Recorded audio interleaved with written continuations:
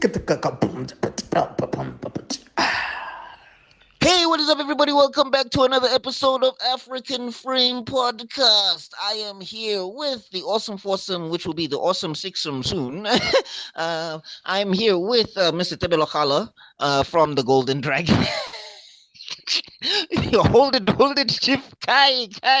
I'm here with Mr. Tebelokala from KC Media. He is the Golden Dragon. On KC Media, we have two podcasts. We have three. Sorry, we added a new show. So we have got the Geek Spot, which is going to be having an episode dropping soon, which is going to be awesome. Then we also have the Nerdgasm podcast, where we cover all sorts of anime and cartoons and all wonderful stuff of that nature. We're going to be going back to Code Geass very soon, so check out for that. And then we've got Let's Ink About It, where we dive deep into other people's comic book work and we study their writing techniques and we break down their story in a detailed manner. It's a lot of fun. We're covering my work for now. We're going to be covering the last issue soon-ish of Black Panther versus Kang, but I'll get to that when I talk about me. But yeah, those are the three podcasts on KC Media. Please go check them out. Make sure you like, you share, subscribe, and all of that good stuff. Then we have Mr. Extrudin, Mr. Kem Mataboche of Africa is Next podcast and African Frame podcast and Cinema Soda. And it's a network, guys. Yes, there's 20 shows this man is running. So please make sure to like, share, and subscribe. You check out African Frame if you want movie commentary and movie breakdown and all of that stuff. You check out Africa's Next podcast if you want breakdown on anime, on cartoons, and all of that stuff. Like there's a section called Tunes for Adults where you get breakdowns on stuff like common side effects and Lazarus, but we ditched it. But anyway, point being is you'll get breakdowns on things of that nature and all of that stuff. And then also you get Cinema Soda. So Cinema Soda is a new YouTube channel that they've run now where we check out movies of the month, we guess the box office, and then we do something called Box Office Clash where we see how right or wrong we are. We might be doing an episode on that really soon. As per time of recording, you just subscribe. You will figure it out. The schedule will reveal itself to you. Anyway, and then we've got Mr. SQJ Pure Vuisi Sibeko, Mr. Rob Sibeko. Please go check out Jin's War. Please go check out The Heist. Those are both on Google Play for about $50. They're really good reads. Make sure you're reading them. They're really cheap, but the writing is quality. It's the best combination so far. Buy it now before it gets expensive. Make sure to check out SQJ Pure on YouTube. Make sure to check him out on TikTok. Lots of cool content over there and wonderful, wonderful stuff. And then we have got our two people that are coming in soon. That is going to be Shmilo, who runs Mzansi. Is it Kasi Esports? It's Kasi Esports. I was about to say Mzansi Esports. Those are two different esports.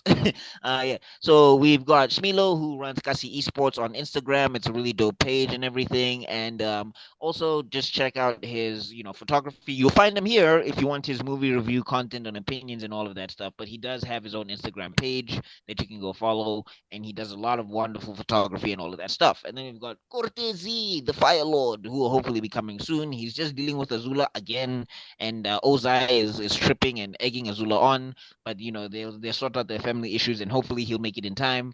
But if you want to find him, that is at Cortezi on all social medias, Kortezee. Okay, you say Z for the juge, as he says. But anyway, Cortezi on all social medias. All right, and then last but not least is me, Buckmeister Cool from Meister Geek Media and Buckmeister Cool Reacts. Those are my two YouTube channels. Recast the Chala campaign across all my social medias. I am working on a cartoon right now, which is Black Panther versus the Super Skrull. I'm in the final stages, and I'm pushing to hopefully get it out. Maybe early October is looking like, but we'll see. And all of that good stuff. But yeah, and then I also have a Black Panther versus Kang comic book on Tapas. Yes, it's been moved from Webtoons to Tapas, so don't go looking on Webtoons. Webtoons doesn't want it anymore for specific reasons. But anyway, and then you can also go check out my other two stuff on Webtoons, which is Black Fist and Neon Wave. Those are my two other projects on Webtoons and all of that stuff. They'll also be migrating to Tapas soon, depending We'll see. But anyway, that is all the introductions out the way. We are here to talk about a movie that we were all kind of supposed to see, but all of us were kind of like, well, I personally, I'll speak for myself. I was like, but yeah, we're here to talk about the new Superman by James Gunn and the ushering in of the DCU. All right, so thanks for that, Buck. The movie obviously came out this year, and so far, box office wise, it has made over 615 million, right? On a budget of, I honestly don't know the budget. Just give me a it second has to on be that two. one. It looks like it has to be 180 to two at least. Well, one thing I think we've realized from doing our show is that we don't actually get the full budgets, but yeah, so it was 225 million. That's the So budget. The maybe budget was 600. 225, and yeah, it's currently at And it's only pushing 650. 600. Yeah. You think No, you think they it's not doing because it's good. already yeah, because I mean it's already on digital now. Yeah. So is it going to make its return? It has to make what double plus what 10%, I think. So I think it did. Technically, I think it just made it, Probably but just no, broke even, I think. But I'm no saying with the investor. marketing campaign that they did, it looked like it was a lot of money in that marketing Yeah, campaign. they have to make at least double, which technically they did. But let me put it like this: no stock marketer wants, no investor wants to hear we just made it. You know Yeah. what I mean? Yeah, Yeah. we just made 100 million over our budget. Mm-hmm. Yeah. Look, the man, there's a lot of things that we can say about this. Buckmeister is actually right. The press tour was insane. They were everywhere. They were at Fandango. I mean, all of them were interviewed. I saw the BBC radio with Corin Sweat and Brosnan, yeah. no, no, not Brosnan. What's this kid's name again? Lex Luthor. Oh, Nicholas Holt, yeah. Nicholas Holt, yeah. This And shit. Is it because Isn't he older than you? is it? It's because he watched the movie about a boy recently. That's why. So he's like, "Hey, this man must still be a child or something." who? Nicholas Holt. No, I think it wasn't Yeah. he born in 1990. No, he's not older than me. I know that much. But But he's All not. right. anyway. Okay. You're gonna start hearing A1 very soon, buddy. No, it's Sorry, one day. I think we're peers. I think we're probably peers or something. But anyway, as you guys know, part of the trivia of this, I think we've mentioned this Wait, before, but I'll speaking of just which, mention it I again. always get this confused. I'm the oldest one here right now. Ew. I think you ask this question No? every month. Yes, you're Yeah, the you oldest do. one here. Zuko, come quick. I can't be the oldest. I'll need to be I'm pretty responsible sure for the I've children. got three gray hairs, buddy. I'm You pretty know, like saying this. come quick doesn't sound right, right? Oh But God. anyway, Yeah, okay. no one's So, happy He about it. said it. It's his channel. all Don't right. So blame the let's don't let's don't let's blame KC Media. Leave God. let's KC Media out let's of this one. All right, let's get started. Let's get let's started. get So into it. Rob, Oh, by are the you way, and gonna take us through also your list? just to Oh, is prove that the Buck's point, cast? Yeah. just to prove Buck's All point, right. hmm um, these actors were going crazy on their individual social medias pushing this thing. mm You know, the DC channel Yeah. also was going crazy, and James Gunn is pushing his own well, the DCU podcast, which in Oh, yeah. itself is meant to help push the DCU brand. But none of this is working. So one could speculate that some people are still Henry Cavill stands. Some people just have superhero fatigue. Some people just don't want to go to the theaters anymore because they're just so used to streaming now. So they're just waiting for it to come to go digital. Or some people were just interested in other properties than just watching the same character being recycled and being done by a lot of people. Because let's be honest, despite the fact that this movie came out just now, people were already watching Superman and Lois the series. Well, yes, You but know what I'm saying? So that No, it's not like I people don't are even hungry think for it's I mean, Superman. I think it's a little bit of column A. I think it's a little bit of column A, and I think it's a little bit of column B.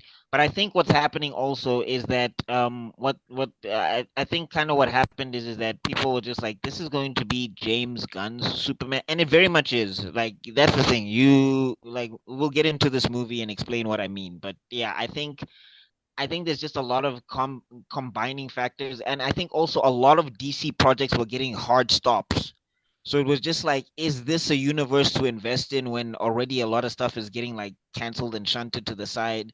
And I think that even though this is supposed to connect to James Gunn's other projects, it's so sanitized from what those other projects are that you're just like, I don't know what the aesthetic is for this universe. Say what you will about the DCEU and the travesty that it was, but it had an aesthetic. This one, I think it's struggling to maintain its aesthetic, especially with the characters that they're bringing in and cameoing and all of those things. Like what was happening in Creature Commandos compared to what's happening here, you're just like, this is the same universe? Mhm. I Okay, don't know. and okay, so let's go on. So it's starring David Corn Sweat, Rachel Brosnahan, Nicholas Yeah.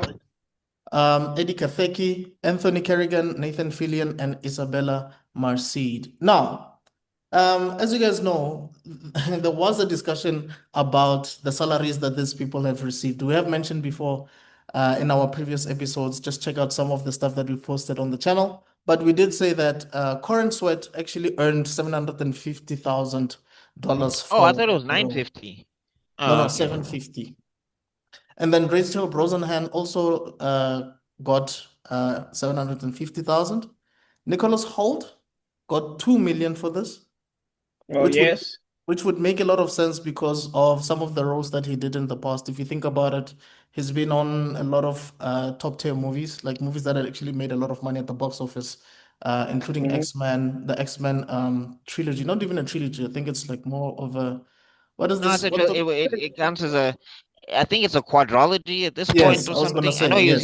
he was in about four of them. I Yes, he believe. was. No, no, you're absolutely right. He was. And also remember, he was also in Mad Max Fury Road. Mhm. So Oh yeah. that would definitely make But he doesn't come cheap. Yeah. I still think his biggest role is still About a Boy. You can argue with me, but I still think that's No, his most I famous. don't disagree with you on that one. I mean, that's one of the movies that he did when he was quite young. So Very young, yeah. yeah, But it's iconic, yeah. it Yeah, is. but I'm saying I think he came to prominence when they made him Beast. I think like because you know how these comic book movies work. It's kind of like what's this? They're like in some cases they're a golden ticket Mm, if you know what I'm saying for a career. Other yeah, cases no. no, but for some people yes. Like Hugh Jackman's career skyrocketed with Wolverine. Yeah, true. Yeah. But Cyclops is, yeah, not anyway, struggling, buddy. But Yeah. I hear you, man. Okay, the last person I just wanted to mention is James Gunn. He got 15 million for this. Paid himself. Sheesh. He Mhm. clearly paid himself because He how do you haggled over explain it. this to HR? He's the writer, he's the director, and he's the CEO. So how does this work? Yeah, cutting costs. Gave himself a tough negotiation and then struggled with Yeah. Also, I'm just saying, with the budget and where the Superman property is, like, I don't know. Maybe that's another thing that makes me tentative about this movie is James Gunn's confidence in this movie and Hmm. confidence in himself as a writer and a director. And I'm Hmm. not saying he's bad. Like, he's done good work, but I Yeah. just think that for the product that we're looking at right now, I don't think you deserved 15, bro. You should have taken home like at least 7 and gave the rest of it to the rest of the crew and something. I don't know. We need. The thing is, I think we need the readjustment. I think I mentioned this before about NBA players, Uh-huh. about like how the super player is not as important anymore. So I think Hmm. that's what's happening here. These salaries needed to go down, and now they're saying Marvel's going to do the same thing. So these salaries needed to go down, and they're going down one way or another, man. That's what's happening here, and it needed to happen, I think. Yeah. Yeah, but anyway, so we've covered the cast. Oh, who was Perry again? I'm forgetting this actor's name. Wendell Pierce. So Wendell Pierce Oh, has Wendell been Pierce. Yeah, in a lot of series, including The Wire. He was very yeah. prominent in The Wire. He was in Waiting to Exhale. He was in Suits.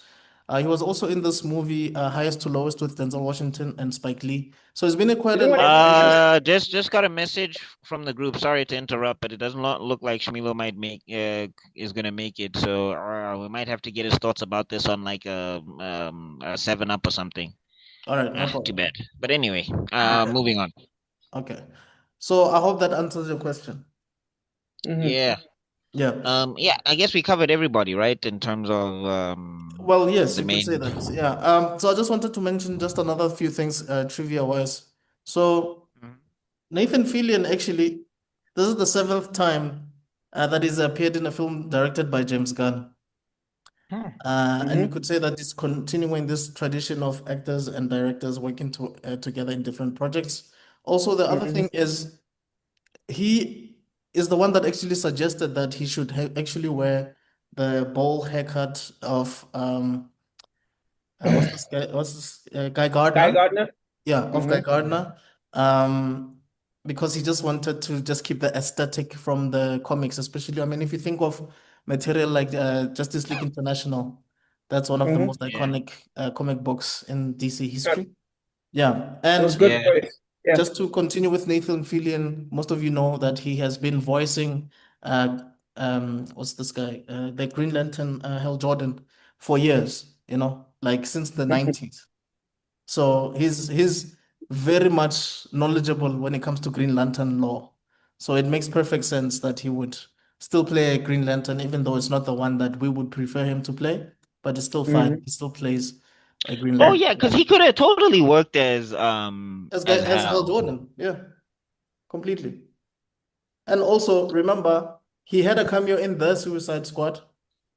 Yeah, he was arm guy and he slapped people with his arms and got exploded or something. Exactly. So it makes me wonder, is he playing two roles in the same universe? Because if you think about it, the Suicide Squad is practically canon in the DCU at this point, because everything is Yeah. still connected to that movie anyway. No, no, no. It's definitely canon. And then Yeah. also they went to go change Peacemaker to make sure that everything was canon. So yeah, it's canon. Right. And isn't it? Um, But we've seen the brother as well. James Gunn's brother in something else, right? Now he's playing Maxwell no, Lord. What is I it? Yeah. mean, yeah, Sean he Gunn. Yeah. was.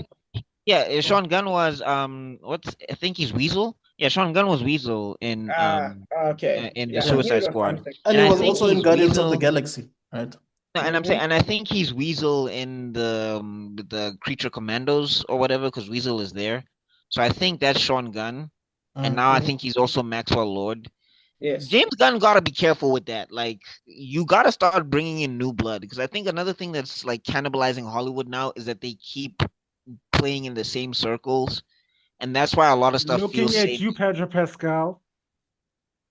Like that's why Oh, it feels a lot yeah. like it feels Moving very on. samey. It's like I need to see new faces, especially I, like I just not new agree. faces on screen, but also new faces in the writing room as I well. think it's So also weird that you have actors playing different roles in the same universe. I'll give an example. Even in the MCU, Linda Cardellini, she plays Hawkeye's wife in the series and in Age of Ultron. But she also voices Rocket's friend, childhood friend or whatever from Guardians of the Galaxy 3. So Oh, you're the like, one that okay, they end up that's not the weirdest one though. wait, Like I think the weasel that he ends up kissing. yes, that's Linda What a Cardellini. So she's what getting a salaries from blockbuster. like the same company. You know what I yeah, mean? sure, but I'm saying like that's not the weirdest one. One of the weirdest ones was the lady who plays Siri. Is it Siri or whatever? I'm trying to remember from Eternals, like the Asian lady lead. I'm Yeah. trying to remember her name. I think Cersei. Cersei. There Yeah. we go. Cersei. Cersei. Yeah, the lady who plays Cersei, she was also one of the soldiers in the Kree army.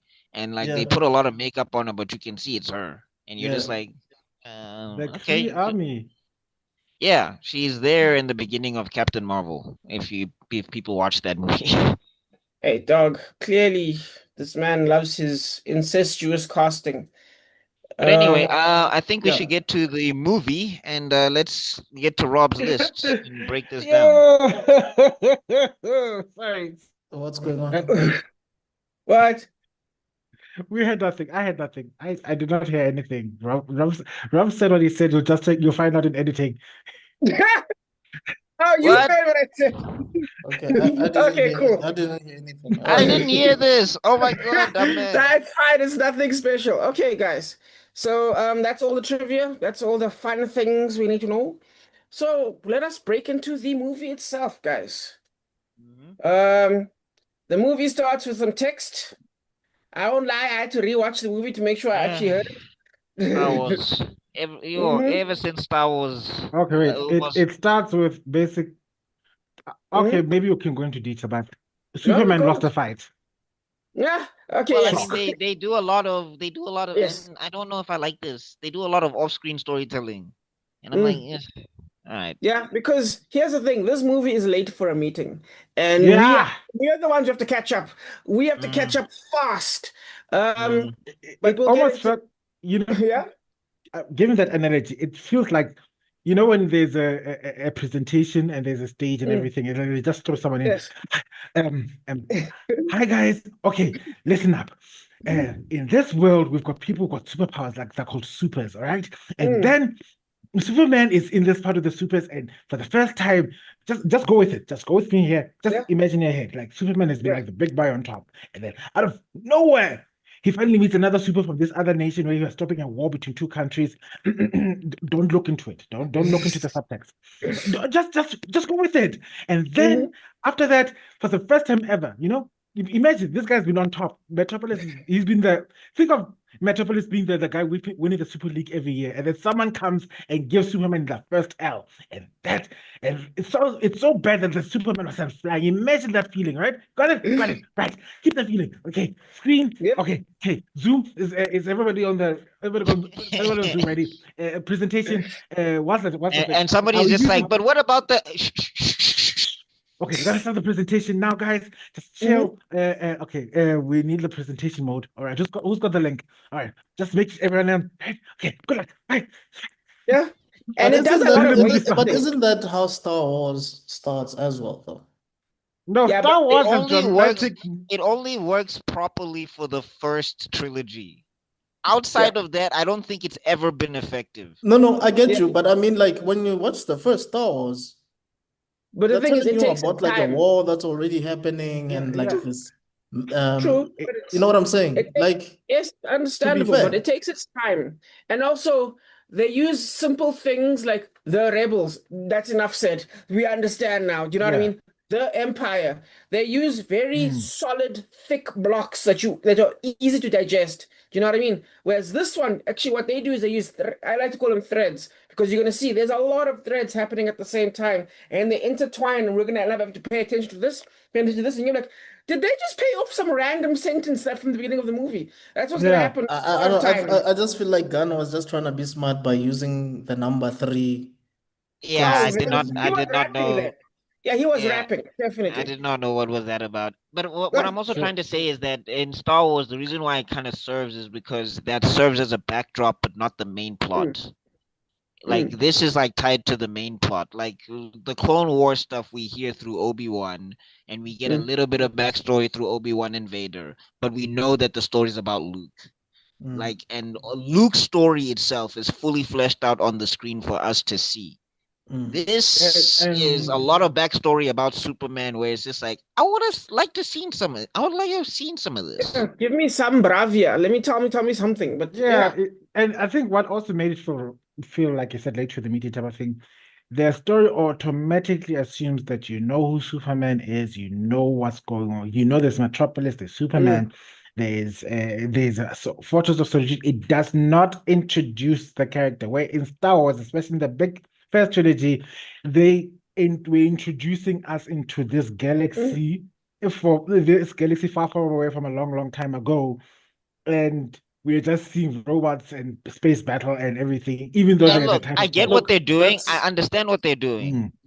I get it. Oh, sorry. Go ahead, Mr. Extraordinary. that's the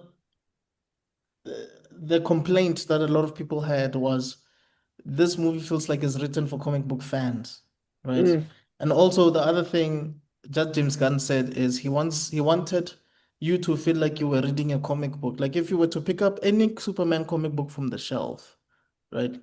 You don't really know much about any other thing and you shouldn't. It's not like you have to like understand what's happening. Guys, I'm not making excuse. I'm just telling you guys what has been said. Okay? Uh, Before you guys don't come and worry. attack me. I'm just telling you what has been said. No, we are not. I, We And haven't I'm been just I'm attacking you, because Stephen. I know how we usually are. You find that I'm just I, telling, and it's as if I'm saying it. But I'm just Mm. saying that it's as if like when you're reading a comic book, and I think all of us have read comic books, and sometimes you just pick up a comic and then you're you now have to start making sense of everything. It's like watching Game of Thrones for the first time. A lot of stuff already happened by the time we get introduced to our characters. You have to Yeah. make sense of the White Walkers. You have to make sense of the Targaryens and the Lannisters and the Starks and all of that. So See, but that's basically what he was saying. I know it's a lot for a first-time Superman viewer and a first-time comic book movie viewer, but that's what But he my pushback always on that is, and this is why I kind of have an issue with the way Gunn structured this story, is that I mean, we'll get into it in detail, but I just think that they should have, like, Spectacular Spider-Man or even the animated Spider-Man series was the perfect way to do this. Because Spectacular Spider-Man episode 1, it's Peter Parker's first year into being Spider-Man. So you get the backstory. Like they don't spoon feed you that Ben is dead, but you get Parker comes down the stairs and he'll say things like it's been 1 year since Uncle Ben died or something, or it's been 1 year since this happened, and Aunt May is struggling to pay bills, and ever since I've had these spider powers or whatever. They'll give you a little bit of exposition. They jump into the story, and Right. Spidey is still wet behind the ears as Spider-Man. He's still making mistakes, but Right. it's not an origin story. Right. And I think that's something that should have happened here. And look, people will say it did. I'll show you exactly why I don't think it did. But anyway. Okay. and we're still in the first minute. Okay. You know? So yeah, Yay! Fire Lord, he made it. I think. Yay, I'm the number. here. Oh, he's there. How you doing, buddy? I'm all right. I'm just off video because my Wi-Fi has been it's been the Patchy. GPS lady. Rob will know what that means. Don't worry That's about it, buddy. hilarious. That's an Yeah, inside Check joke so for check someone who's check not. KC Media's Comic Con video, right? That the first 20 seconds of the music video I uploaded last week answers everything. Yeah. yeah. So Good I'll just times. hi everyone. I'll be off video, but I'll still be here. Cool. Well, Cool. don't worry. You've Robbo, literally floor's yours. not even. What? I'm saying floor's yours, Rob. Close my. Floor is is yours. yours. Okay, yeah. As I was saying, don't worry. You've not even been in a minute in. We're still in the first 60 seconds of the movie. So basically, yeah. So we do the intro. How, guys? I cannot be late and you guys. Shush, Rob, go. But anyway, we get the 3 centuries ago, the metahumans, blah blah blah. Cool. I've got questions about that, but we'll get there later. But yeah. So anyway, Superman is 3 years. The Superman appearance is 3 years Sorry to in. cut you off, Rob. Shmilo, so glad to have you, bro. We're just starting. Anyway. Oh, nice. Greetings, gents. Sorry for being What's up, late. man? No problem. We thought you weren't coming, bro. Bro, Nice a of you to promise is a come, bro. promise of a promise. I need to keep it one way or the other. Fantastic, man. Finally, You've all he has come. This orgy come. can continue. Cool. So 3 Once hours. again, Go. they Let it said go. it. Let it Don't go. blame Let KC it go. Media. Shush. Shush. Rob, please. It's so because The of views expressed by Rob. That's Leave so Mikey Saka Steiner is out of this. They've got their own. Kai, Rob, Okay. please take us through the We're beginning. going to get to the first minute, I promise. Okay, so the first minute is finally we get some action. We get some action, and we see Superman landing onto the ground, hits the ground floor, hits it pretty hard, and yeah, And the Yamchad Superman. mm-hmm. He's young. He looks fresh faced. It's kind of unique actually when you think about how old Superman is every single time. It's very strange. But anyway, we get our intro of him be smashing into the ground. I guess it's a nice little turnaround from the Zack Snyder where you get the full man being born and all that stuff. Now we see him post hands, and he introduces our second character who is Crypto, the super dog. What's that? A terrier, right? I don't know the breed, to be Yeah. honest. Yes. But you know, I think the other thing that Jackass. I thing think the that Gunn breed was was banking annoying the on. hell out of me. That was the breed of that dog. It was annoying the hell out of me. I think what Gunn was also banking on with a dog, introducing a dog in the movie, was he thought he was gonna get a lot of people coming to watch this because people love dogs. And that True. won't Well, work. at first, yes, it would have worked, but the fact is they changed the species of the dog, which Yeah, pissed yeah, off a Yeah. lot of completely. people. Yeah. Because Mm. in the comics, the species that Crypto is a Labrador. I Right. thought so, yes. Yeah. Mm. And everybody I knows Labradors are the goodest boys. And yes. he could not have portrayed Crypto with the way he envisioned it with using, not a Labrador, man, a Golden Retriever. My mistake. Mm. Ooh, forgive me, Superman sense. Anyway, so Pick it up that with he gun. Relax, guys. yeah, no, because I just compared Labrador with Golden Yeah. Retriever, and apparently that's another problem. Anyway, so he can portray the way he wanted to portray Crypto Mm. by using basically one of the most well-behaved species of dogs known to man. Because Golden Yes. Retrievers aren't Yeah. bastards. They can be moody, they can sit down. Mm. The biggest issue they have is that they can malicious compliance. That's as far as they can get. They can help you. They can have the robber rob the house with you, but there won't be an annoying asshole that this dog was. Mm. So in So other So words, just a quick little Gun based it on his own dog, Uzu, mhm. which is it's a terrier mix Yeah. rescue. yes. Okay, Yeah. Yeah. nice. Gun is your nepotism no jutsu. Yeah, Oh yeah. down to the Ironically, door. basically, I Mhm. think what this whole scene is ironically, it's James Gunn dropping a gun on the table and saying, "Oh, everyone's gonna listen to me." It's him saying, "Yo, guys, this is my movie." Actually, I think this is Okay, really what's so happening here. so Um, James Gunn pulled a Michael Bay. That's what you're telling me. Yes, yes, he did. He was like, absolutely, this is my signature. You know, this is how I roll. And I think he actually kind of achieved that. I think even in the promo, you kind of felt, okay, this is James Gunn. I mean, the man chucked a guitar, like an 80s guitar riff into the horn intro of the Superman thing. That's what's the guy's name again? The original composer? John That John Williams. everyone Williams. agrees.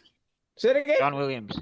There we go. John Williams. Everyone has agreed that the John Williams thing is the official canon sound, by the way, for the non-nerds out there. So I think he decided I'm going to throw in my own mix, just to show that this is James Gunn. This is 100% James Gunn. So I think that's what's happening here. But anyway, the dog pulls the Man of Steel into the base, which they are really going for this. They're going full comic book here, and you can kind of see as this base comes out of the ground, and yeah, basically, so Crypto comes in, and we get this little thing with the robots. Because it turns out, I think, back to Just an back to aside, canon. I don't think that the Fortress of Solitude ever sinks into the ground. I don't think that's ever Mm, been a thing in the yeah. comic books. I'm not sure, but because Fortress of Solitude, fun fact, it comes from the Christopher Reeve comic books. Because Mhm. before, I don't think Superman ever had a fortress until that movie, Ah. Yeah, and the then they underwater the Christopher incorporated Reeves it. comic book. Yeah, no. So the original Superman with Christopher Reeves, Yeah, the they movie. introduced the Fortress of Solitude being a castle, and I think it's always existed, but I don't think it ever existed being an ice castle. And Mm, then when Christopher Reeves did it, it got so popular that they reincorporated it into the comic books. The same yeah. way they kind of did with the way Clark Kent operates. Because Mm, Clark Kent, Yes. if you read some of the earlier stories, Yes. him and Superman were indistinguishable. It was just that he used to 100%. hide himself in glasses. And that's And then that's what one happened thing is, that's one thing that a lot of people don't want to admit or never want to say.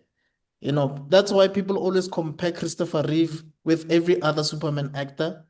It's because they think that Christopher Reeve was adopting this from the comics. No, fam. Have you ever watched Superman the animated series? Clark is not clumsy in that one. You know what I'm saying? Like Clark for the most part and Superman as like the same nigga. So The Buck is absolutely right. And we've been saying this in a few episodes of ours. Christopher Reeve no, just I think made what happened is that when you get to the adventures with Superman, they start incorporating a lot of the Christopher Reeve stuff yeah. because he does become more timid as the series goes on. But if you look at the OG cartoons from the 40s, Clark would just hear some dangers going off. He And would then, zip yeah. out of the daily, he would zip out of the daily Globe or yes. whatever, Wait, Planet. is it the Daily Planet. Daily Planet? Sorry, I messed that up. Daily Globe is another one. I'm not the biggest Superman fan, guys, so whatever. But yeah, Kill he would him. he would What? just You yeah. not the biggest Superman fan? I Oh couldn't detect it. Phantom. Could yeah. never imagine. So anyway, yeah, in the old G4D's cartoon, he just zip out the window, wear his Superman jammies, and save the day, and then go back to being Clark Kent. Literally, the line was, "This looks like a job for Superman." Goes into a telephone booth, and Mhm. there Yeah, he goes. Yeah. yeah. So, yeah, that like the reason why Christopher Reeve was so revolutionary is because what he chose to do with the Superman performance was so iconic that they started retroactively changing the comic books to what's Yes. this to meet his things. Yes. Yeah, but I believe the robots are comic book first, though. I think that came from the Oh comic no, book no, no, first, and definitely. then No, the yeah, robots, yeah, but I'm just I saying the mean, way the Fortress of Solitude works and yes, the looks, design. that came Yeah, from the OG, yes, and it didn't sink into the ground. It was just a structure, yes. and also it wasn't in the Antarctica and violating treaties or whatever. It was kind of like on an island where nobody could access it, and Superman could just be there. So, but Yeah, anyway, Bro Oscura. Okay, cool, no problem. Let us move on.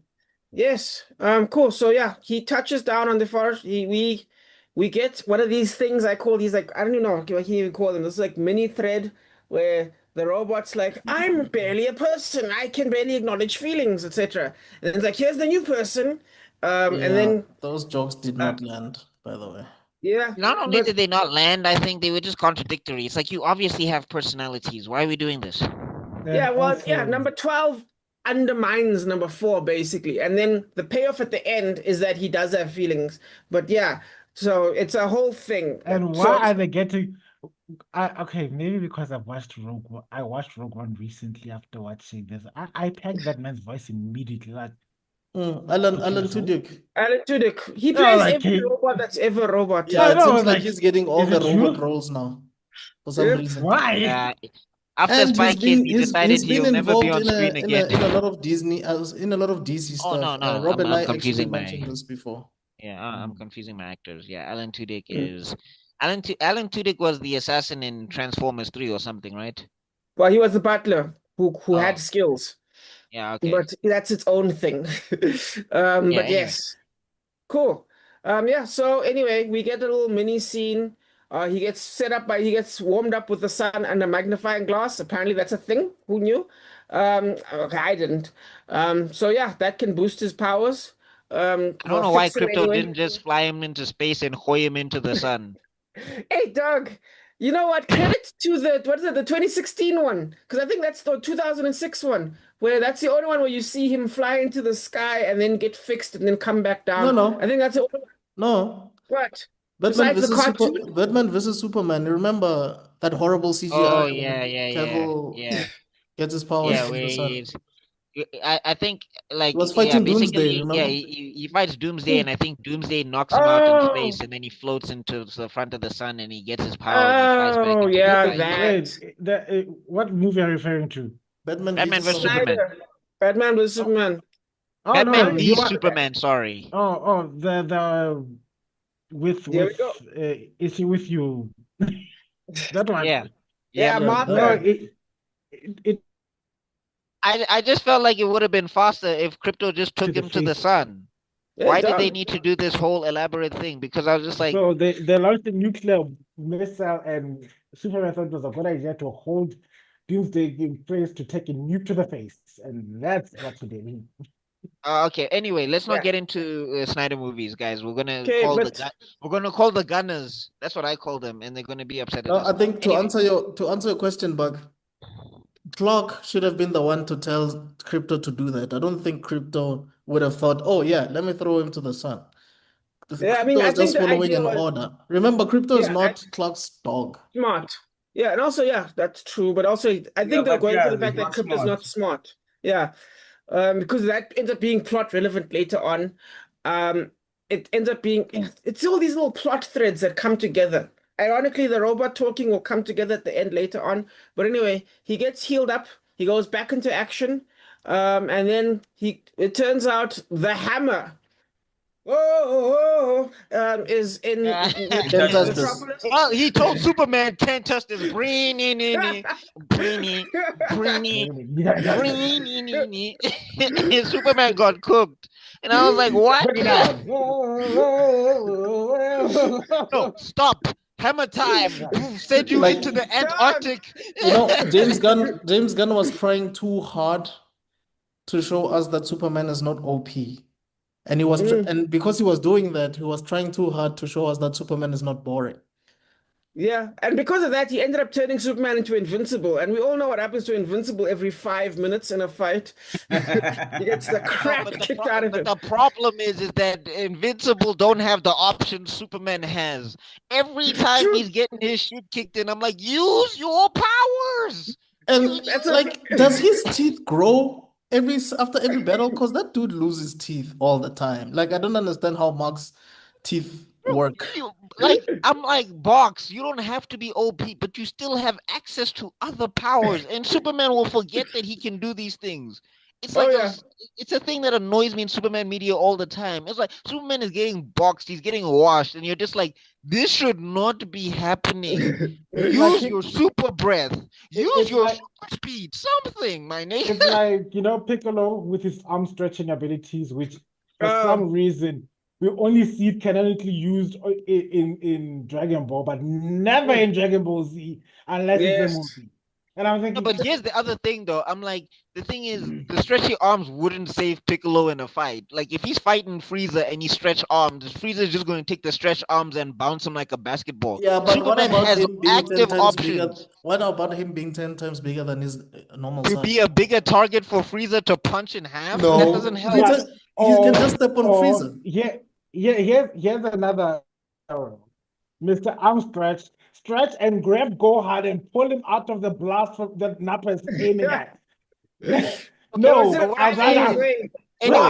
let's not get into it. We're gonna tangent. Anyway, Rob, please. Cool. Yeah, don't let me get into the Destructo disc because that's gonna take an hour. So anyway, yes. So anyway, the man gives his speech, Mr. Hammer, which is I'm assuming it's Lex Luthor with a voice modulator because I'm assuming Hammer's too dumb to actually speak. But we'll get into that later on. And there's like an issue plot wise that comes up later that frustrated the hell out of me. But anyway, dude, we'll see. I think I know what you're talking about, but we'll see because I feel like it hits here as well. But anyway, yeah. Mr. Hammer does a thing. He then lasers a random mirror window, and it turns out lasers really don't kill people here. Like they were still in the room. No one even did they want to get like a first-degree burn or something? I'm sorry. One of my biggest issues. Okay, we'll get to this with this. No, here's the thing. The people of Metropolis, I don't know. There's a program, or there's like a gym, or there's a YouTube tutorial that everybody's watching where it's like, if there's kaijus, bro, you need to duck and weave. If there's lasers, you need to be able to combat roll out. It's even worse than that, dude. To me, this is the worst human beings in a movie I've ever seen. These humans are like, let us run just across the street. No, not us evacuate. No, let us run across the street. I mean, things are exploding, but no. Just over there is fine. No, I'm telling you, in Metropolis, they all get trained in the Kryptonian martial art Cobra Kai or Terasai or something, because everybody's dodging these lasers. It goes back to the hate that Snyder got for the fight in Metropolis. And Gunn was just trying to subvert those expectations. That's all. Yeah, that no one. But have people be people. Have people run away. No. Yes. That is my criticism that I happily lay on Gunn's feet. If you want to take on a project, take it on fully. Don't take it on in terms of appeasement. Don't take it on with the aims of only providing us with fan service. It's going to fall flat. I think you should say the same. Please just CC Kevin Feige in this message.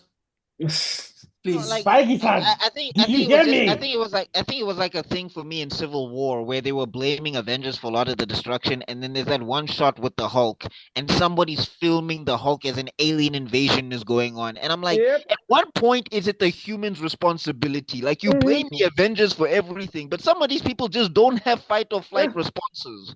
Yeah. Like, Later on. run! It's an Dog. alien nation. No, Oh, but you just said something very important. This dude is trying to save your guys' life, and you guys are gonna blame him for fighting aliens? Like, Mm. like, how does that work? No, no, Yeah, no, it no. doesn't make sense. One anyway, exact. please, Rob, continue. Yeah. Okay. Okay, yeah, continue. Yeah. So anyway, so round 2 happens, and you know what? Can we talk about the flight camera angle? I mean, how do you guys feel about it? Because with the Zack Snyder cut, what they did was, is Slimo ever coming back? What they did was, Yeah, No, they did he's this not, in. experiencing some unfortunately. technical He has difficulties. load He won't be shedding. able to Oh, join okay. us. So they did this zoom out thing, like this little Yeah, zzz that they do in live footage in documentaries, basically, for yeah, that kind of to show the flight there. Whereas this one, they seem to be doing some kind of what is it, 90s hip hop, fisheye lens camera thing going on, where you Yeah. can see him like, I and mean, it's it like, looks they so did the same awkward. thing. They did the same thing in Guardians 3, but I think they did it better in Guardians 3 when they show mm, Adam Warlock Oh, flying. Adam Warlock. Yeah, what It's did ah, he way do? better. Adam Warlock flying mm, is way better than what he did with Superman here. yes, and Look, then you'll it's serviceable. It does what it needs to do, but I think they spend too much time on And like that's one mm, thing I'll give the Snyder film, I think, is that it had better CGI, and I think it mm, incorporated the flying into the realistic character. I mean, into the actors coming onto scene. I think they did that transition a bit better. It's mm. not terrible. It didn't take me out of the movie, but it was like, all Yeah. right. it was Yeah, no, meh for me. I think it goes with the theme that not Zach, James the Gunn is going for, of it being, this is a comic. This is not a gritty, realistic anything. I Mm. think he's really cementing that with this, that this is not gritty. Zooks, how do you feel so far, bro? We haven't heard you Yeah, yet. man. Are you even here? No. Yeah, I'm here. I'm listening to you guys rant about camera shots, and we are 15 minutes in, and we've only done 30 seconds. No, don't worry.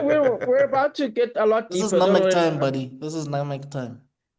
Yeah, But nah, 5 minutes. it Don't it worry. was what it was. It didn't irk me. It didn't wow me. It just was. Look, mm, I was Uh, there. I think, did the I watch it annoying thing opening was night? already the whole 900 years this happened, 3 days ago this happened, three yes. minutes ago. That was for me. That already I just didn't like that. I didn't like that that either. already started me off on a bad foot, and I literally had to tell myself, calm down. Yeah, Yeah, what because annoys you me. don't want to go into a movie already with preconceptions, like you Mm, already No, being a hater, because it's there where like the person dunks, like you're watching a sports and you hate LeBron, and then LeBron passes, you're like, why did you pass LeBron? You should have dunked that. And then when he dunks, he's like, LeBron passed that. The guy was open. Like, oh, this guy, he's so selfish. Like you're already finding a problem with anything anyone does. So I just calmed myself down. Um, with Buck also, I think Superman's always biggest problem has been he's so powerful. Why is he always getting boxed? And I understand if it wasn't for that, Superman wouldn't have a series. It'd be basically shorts mm. because he's just too OP But then for why did they write him any that way? Like, there's struggle. ways to fix this. Yeah, I think that's why so many people now have had access to kryptonite because they just realize this guy's just way too strong. He's fast, he's strong, he's got ice cold breath, he's got laser eyes, That he he never can uses. hear from bro, like he can like he Super can speed. hear you, from this thing. O seba ko Joburg le ko Pretoria, so Forget like space. Kwelang Pretoria, bro, space. that one got nah, me all nah. the time. I forgot the name I'm of not this gonna dude front. I'd where, be okay, using that one a sorry. lot. I'd be like, let's see. What's Tevelo's pin? Bing, ding, ding, ding. Okay, I'll even know the button sounds, So what are the you gonna button say? numbers from the Homeland sounds. yan. And Tanga, me, I'll be Um, ANC. Me, I'll be Saint ANC, guys. villain Me, dog. no, Superman, I'll be there's ANC. there, I'm not even gonna lie, guys. there's this joke I always find hilarious where they say I can hear every single kid masturbating. Ew. Oh no. Okay. Maybe it's not Okay. so cool. Yeah. But anyway, I'm just saying, like, I think if they could just make Superman a battery and just say that he gets capacity, he reaches a capacity, and then it gets drained throughout the day, and it's like you can't absorb any more sun. So then he starts getting inconsistent. He's like, oh no, he was at 50% solar Oh, charge or like a something. Not enough like a Green time. Lantern powering. Okay. Yeah. Basically, Not Yeah, enough that time. would work for Yeah, him. that would make sense, but I don't think they have enough time. This movie, you get 3 seconds per scene, basically. anyway, but sorry, And Rob, then, please. yeah. Yes, that was another thing. Like overall in the movie, it just felt like I was zooming past everything. Like I Mm. didn't. I think Oh, the yeah. closest moment we got to calm, I know I'm skipping way ahead, was when he was with his parents. That was the closest moment we got to just a regular calm scene. Even with Lois, when they at the apartment, it feels like an episode of Suits, you know, like just quick banter and things like that. But anyway, So Mm. that's yeah, for Rob. Cool. Sorry, Anyway, Tebello, I think you wanted to say something, but the way they kept cutting you off, my brother. Well, just two things. One, I hated when even in the beginning of the movie they infer something like 900 years ago something happened, and then they never touch on it. oh, It's yeah. it's it's a glaring hole. They're like, okay, so why did you mention it in the first place? You've got 2 hours to communicate everything as cleanly as possible. That's Don't fair. give me don't need. And Mm, it's one of those things. And yeah. Chekhov's gun. what is the other thing that also irked me? I think I just Okay, as put much as your I know thing closer to your mouth. you guys are going on about the flying sequences, I didn't like it, and it's not because I'm a Cavill fan, but that flying sequences me for nothing. Like Mm, it looked clunky and neat. mm. Like Okay. Okay, most, so yeah, Rob, where are I we don't know now in the story? to explain. We are still, because remember, we're gonna go slow with this part because believe it or not, there's a lot of establishing being done right now. So it's actually fine that this is slow. So it's Cool, let's fine. Yeah, do it. Because the end will be paying off by the halfway mark, so it's fine. So now we're hold fighting on. thingamajiggy, and we get a cut because we see the fight, and then you see the cut pull back to see that we're actually not that. Lex Luthor is right around the corner. I like the Lex Luthor building. I think it looks awesome.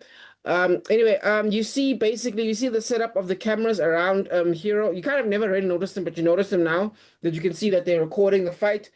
Very important. Please, class, take notes. And then you see the numbers and the letters being called out. Also, class, take notes. Um, that's, of course, being a setup. And we see that Lex Luthor is actually running the entire fight. He's calling out sequences to set up the fight. And Superman loses, gets smashed to the ground. And it's like, okay, Lex Luthor, here's your chance. Never mind. The guy flies away. And then we see while the guy flies Which, away. Hmm? Moments sorry to like interrupt these you. always make me Yeah, wonder what CEOs in superhero movies do all day. Because why do you have time to be doing this? Aren't you supposed to right. be running a company? You know what I'm saying? Apparently not. Lex is so smart that he can run his company on the side and I spend want 90% of his time stalking Superman. That's just the point. I think one of the that's problems with this premium movie is hating, bro. what I'm saying. ladies I and think one of the gentlemen, problem. Yeah, sorry, Tabilo, go ahead. boys and girls, theys and thems, everyone, I want you to pay careful attention to that scene right there because Lex Luthor's Lex Luthor's ultimate weapon was at the perfect position to kill this man. And he flew off. I need you to remember this for later. Yeah. Continue. Yeah. Now, what Anyway, I'm saying No, is no, one of the it's not problems for with the this same movie. reason I as yours, think. Rob. There's a different reason. I have a motive. I'm working to a motive. okay. I'm compiling my evidence. I've got my own law case I'm Okay. formulating. All Okay. right. Tebello, please Okay. Anyway, I just. just I But just fix want. yeah, your sound. No? yeah, Oh, okay. but you Just say bring it closer. I think one of the problems with the movie, right, is that like because we jump right into it, it feels like there's a lot of information being thrown at you that you have to process, and it's just like I'm still getting acclimated to this movie. Like I'm trying to get acclimated to the Superman. The I'm trying to get tone and acclimated to everything. James Gunn. I'm trying to get Yeah. acclimated to the tone. But now, like Lex Luthor has been studying this man for years. He's been studying fight patterns. He knows everything Superman is gonna. It's like, whoa, mhm. wait, okay, whoa. And it's just like, yeah, if you know the comic books, fine. But it's just like if you're coming into a movie, I feel like you didn't need that beginning part. Because here's what I'm trying to say. I feel like we should have seen Superman thwart one of Lex Luthor's plans one time just by virtue of him being a good person, if you get what I'm Mm, saying. Mm, mm, Like I hear what you're saying. let's say there's this, there's this part we're going to talk about, this political part that's obviously referencing real life situations, whatever. We'll table that for now. But I'm just saying maybe he goes in there and he like sits down and he like, I'm not even saying a fight scene.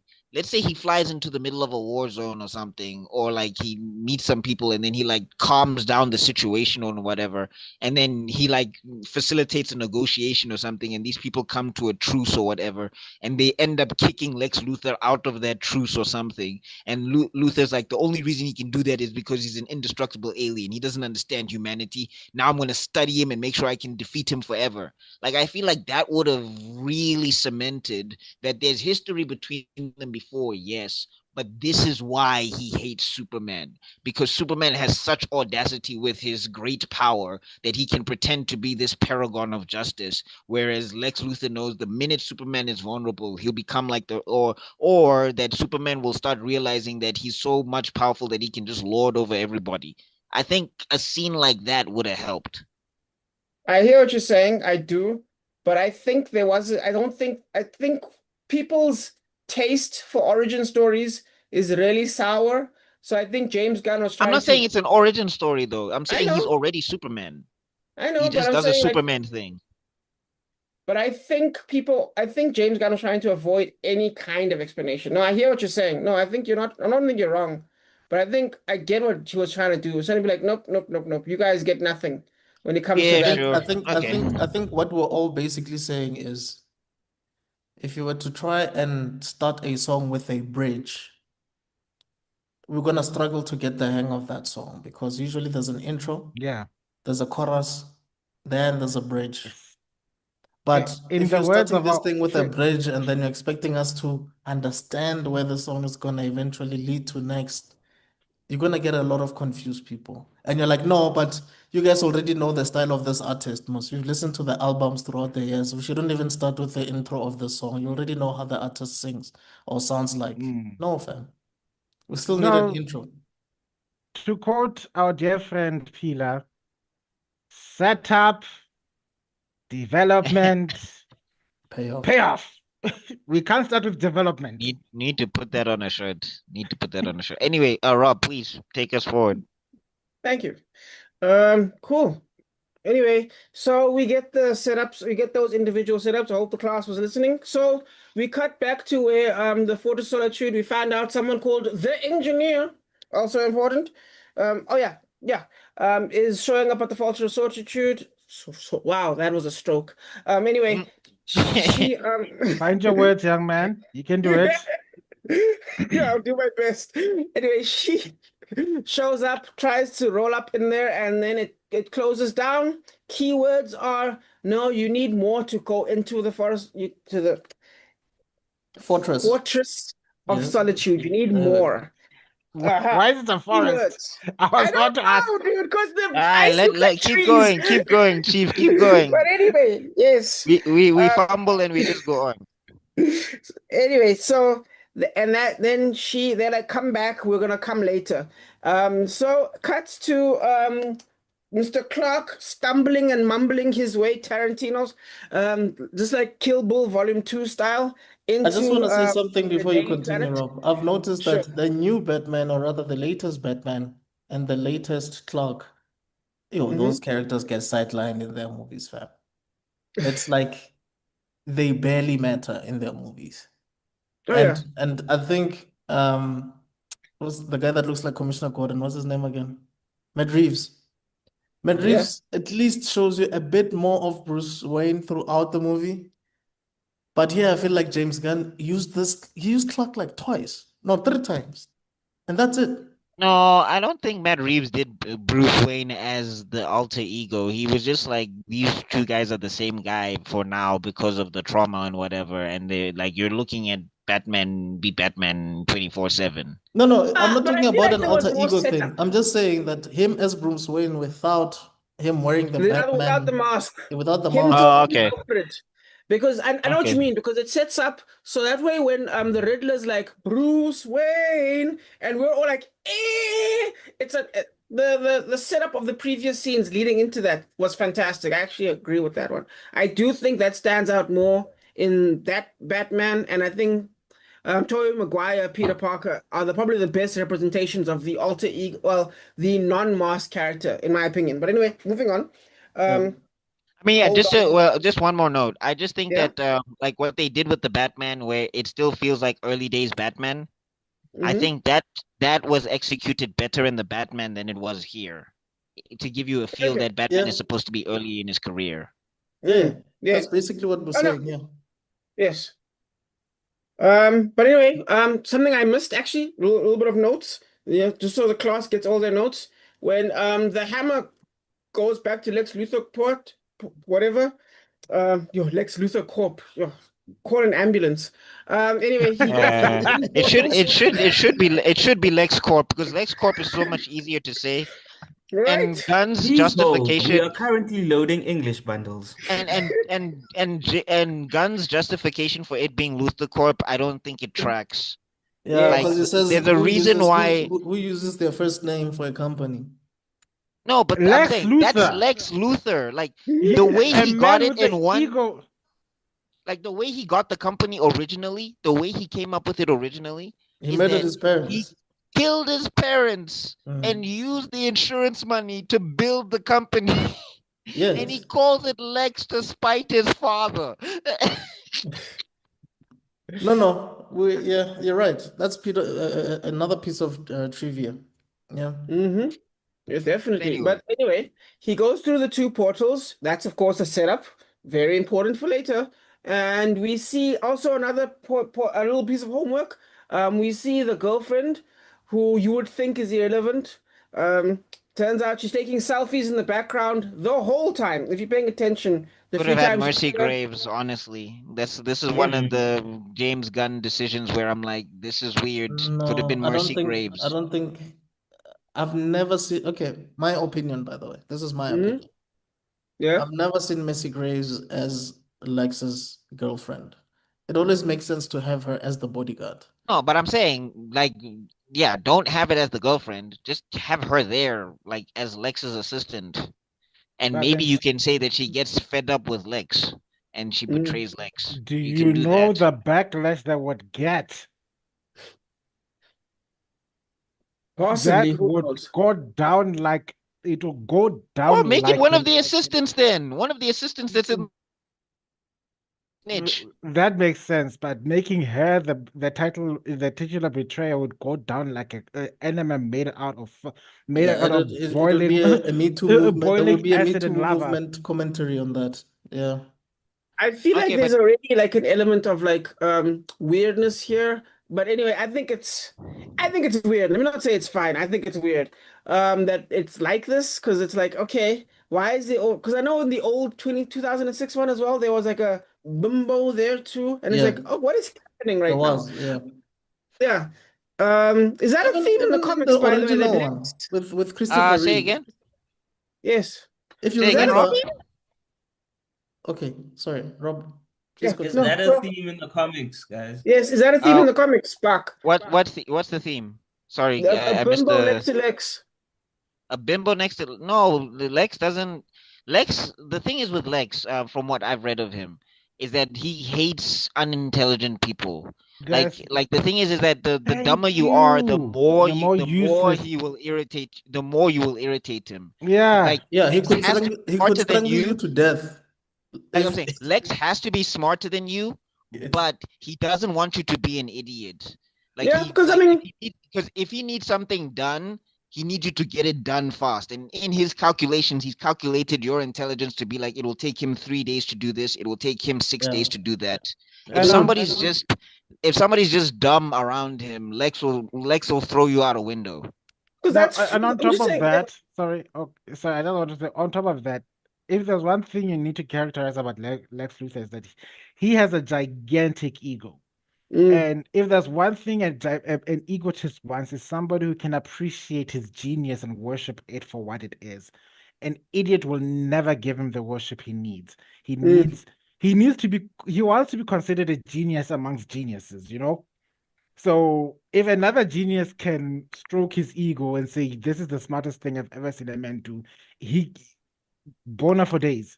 But if there's an idiot like, "I don't know what this stuff thinks, and it looks pretty cool," Okay. he's not going to waste more time with you. It doesn't feel right. All right, because I'm just saying, because I can think of 4 examples of a disposable woman next to Lex Luthor.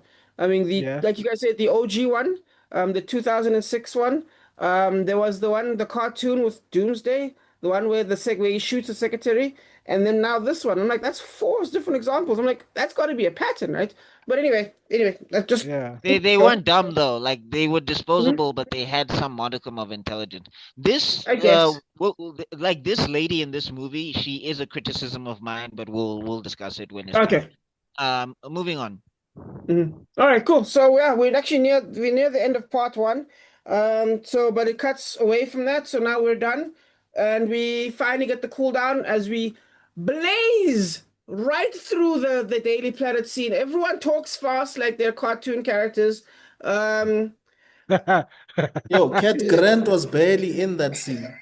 dog. Like it was so bad that I think even the next scene that we see her in, like Lois is not even paying attention to her. That's how bad it is.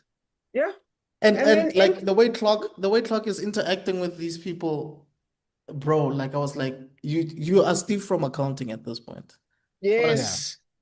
And he's like talking to his family who sound the most American I've ever heard a I Superman don't know character. about this depiction of Man Pa Kent. Of the I'm not sure, Kents. Dog, dog. especially Ma Kent.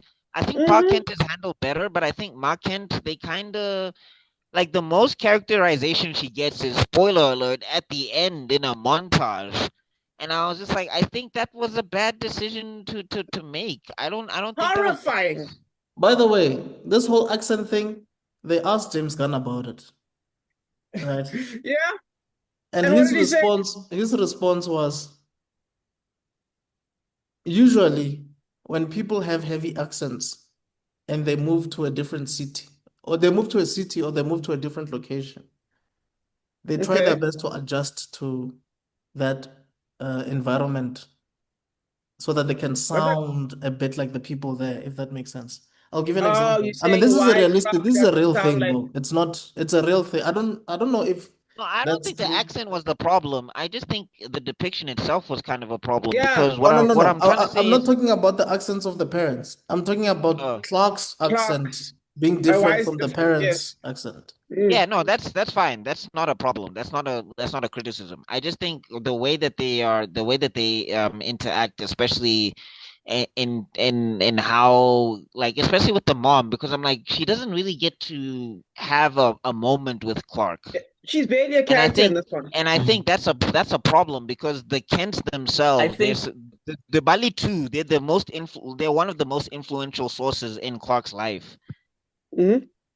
I think what's happening here is because you have to remember I something. think a lot of people on characters here, they literally just props. Yes. Like you guys said, Cat Grant was there. They might not have, it might as well not have had her in the movie. Hmm. She was not needed. She did nothing great, nothing wrong, nothing. She did nothing. She was just there.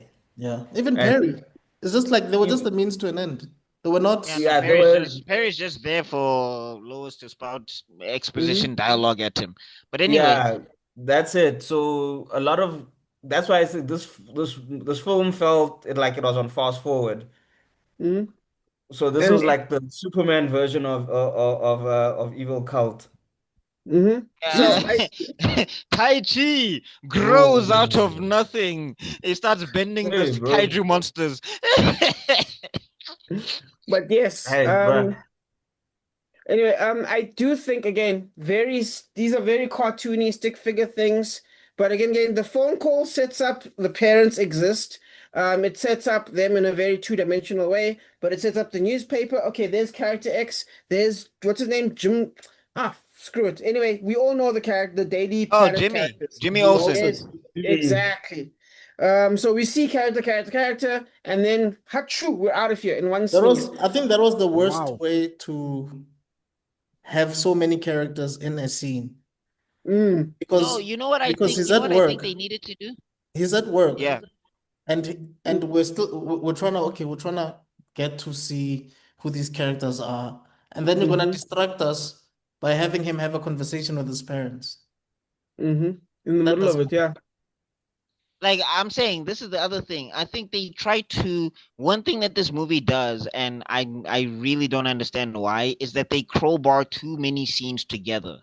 Yeah, If you Mm. get what exactly. I'm saying. I Exactly. don't know why they couldn't have a scene with him on the street walking to work on the phone with his parents, Exactly. gets to work, drops the phone, interacts with the people at the office as they are covering the Superman story in the morning. Exactly. And then Exactly. also, they can have Perry sit everybody in the room to discuss the article on the first page or whatever. And then they can just have characters fire off and talk about Clark's article and all of that stuff. Mm-hmm. And I think maybe just have like a group meeting about the paper or something like that. And Mm. And also, it maybe would they be a could have nice, tied in Lex. it I'm would saying be a maybe they could nice have also, calming yeah. thing. Sorry. It would have been also just a nice, because all after all the action and all the thing, it will be just to calm so that we also get to absorb everything. Because if everything is such at a fast pace, you literally have to have a notebook just writing everything down so that you don't miss anything because there's so much happening all the time. And there's no, and also this is a Superman movie. It's not a Statham movie where it's just things need to be happening for it to be happening. To Superman, you can calm down. Oi, I'm It's not Superman, mate. it's I laser your face. that's actually a good one. That's actually a good one. But I like, but laser your face, mate. my point is it's not Superman is an action movie, but Superman is not just about the action. It's also about the emotions. Actually, the main thing about Superman is about the emotions. It's about the thought. Well, So yeah, that's this movie's main theme, yes, but we'll get there. exactly, but you can't do a main theme on thought when everything is going faster than the cow train. True. Um, Tebelo is still with us. anything else? I'm here. I'm All Anything right. here. else? Nah, we can continue. Cool. Yeah. So basically, homework. Basically, we get a look at the Bavarian president. So that's homework number one. Make sure you take notes, Netanyahu. everyone. I mean, Netanyahu. I mean, Oh no. Fake ass Einstein without the mustache. Yes. Jesus. yeah, which is Yeah. funny because sorry, I wanted to go to Also, a little bit of side note, before we get to it, that guy was bad. That was a terrible performance. I thought you meant like he was a bad guy, but yes, both are true. Oh, it was a terrible performance. Like It's every time he's giving and expounding dialogue, he sounds like an 80s cartoon character.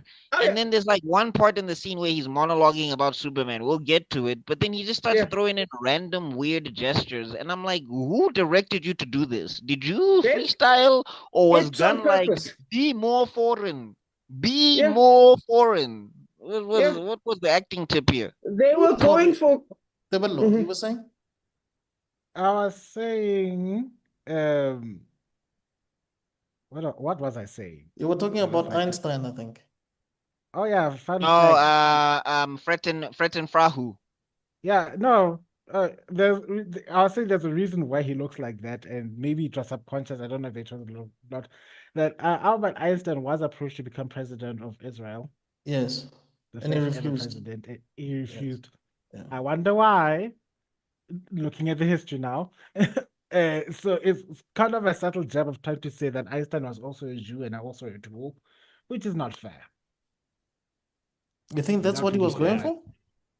Like I said, many people are twisting it that way. So Okay.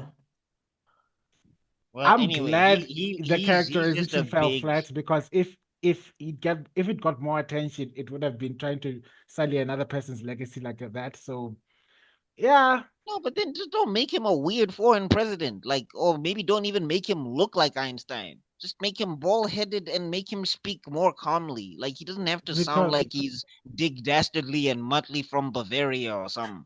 they don't they Hey, want to Brad, make you know they they always want have to to be cartoonish with the villains. no they are trying to make him a parody of Netanyahu, so they needed to make him outlandishly foppish. and it sucked. But anyway, Yeah, fell flat on its ass. Sorry, sorry, Rob, Rob. you were saying? I wasn't saying anything. Well, you I'm were No, not I'm saying saying something. floor is yours. Again. Please take us the forward. views expressed. But anyway, moving on. Basically, so we cut to a meeting, dark room, and we see that Lex Luthor is producing his presentation. I got some Amanda Waller vibes. I was a bit worried, but you know what? It's fine. We see that homework time. We see that the Planet Force. That's what they were called. Yes. Planet It's Watch. there, and we see that isn't Sorry, that Sergeant? Planet Watch. Planet Watch. That's Yes, what they were Planet called. Watch. Yes. And we see that Captain Flag has been given a massive promotion, and now he is General Flag. Um, He also doesn't look like Rick Flag from Creature Commando, so I'm like, why did you do that, James Gunn? If it's yeah, Well, I supposed to don't James be know the Gunn, what's same James going Gunn on. universe. said that he dyed his hair. Like Rick Flag Uh, dyed his hair for okay. this. Yeah. Okay. He's Alright. just going full, what's it, J.K. Rowling? Just don't worry, guys. I'll explain it to you directly, but not in the story. I'll Yeah. tell you the gaps. Okay, fantastic. Anyway, we move on. We get the meeting. They all say, "Hey, there's a specific thing we need from you, aka the plot, Lex Luthor. Until the plot can give that to us, we can't help you." So then he marches off. And that's the end of that. Then we cut to what can you say Okay, about so Lois? basically Lex Luthor was trying to sell them a a superpowered army, right? A superpowered Yeah. team. Well, Not yes. not sell them. He was trying to make sure that they give him autonomy for him to direct his own team. It was like Yeah. you don't need to step in as the government. I, as Luther Corp, can handle this. Just Mm. give me the authority to. Mhm. He was trying to insert himself in the position of power instead of saying, "Here's my super team." He was like, "Me Yes. and my super team will handle this for you. While Yes. You can selling just while selling relax." weapons. Yeah. Well, he needed bad Hey, guy support, fam. yes. Actually, no, that's relevant. That is a good note for homework for to pay attention to later. Yes, he needed the people support so that he can go after Superman legally. And yeah, that's about it in that scene. Then we cut immediately to Lois. And she's like, "Oh no, there's someone in my house." And then and then it turns out it's Superman. And yeah, it turns And out this is where I'm saying this is part of the problem. I don't think this movie can decide whether Superman is early in his career, early in his relationships, and is early or he's a vet. Like I think it gets confused in that aspect because it's trying to say that he's early, but then it's trying to establish a lot of things that would not like happen in a regular relationship in 3 months in Okay, or but whatever. okay, with the relationship, I have no excuse. But in a career, if you're 3 years in your career, I think No, it not there three is years. some sense to it. I'm talking about how he's 3 months in with Lois. No, but you Yeah. Like mentioned other three, things, like you're not sure whether he's a vet or I mean, he can't be a vet in a relationship, right? And so I was just yeah, talking but about the other things, not the yeah, relationship. but I'm saying, what I'm saying is that 3 years, right? Yes, it's enough to establish that. Like one thing I'm saying, this movie struggles to do in a sense is that Corin Sweat is brilliant as Superman, but I Mhm. don't think what the movie does is that it makes us feel why Metropolis would love Superman. And I think like the thing is we come into a Metropolis that already loves Superman, and that's Gunn saying, yeah, Metropolis loves Superman.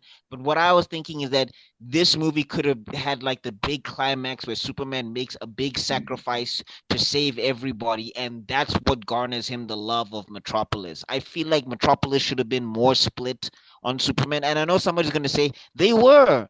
It gets glazed over so fast when it should have been an important plot point. That's all I'm saying.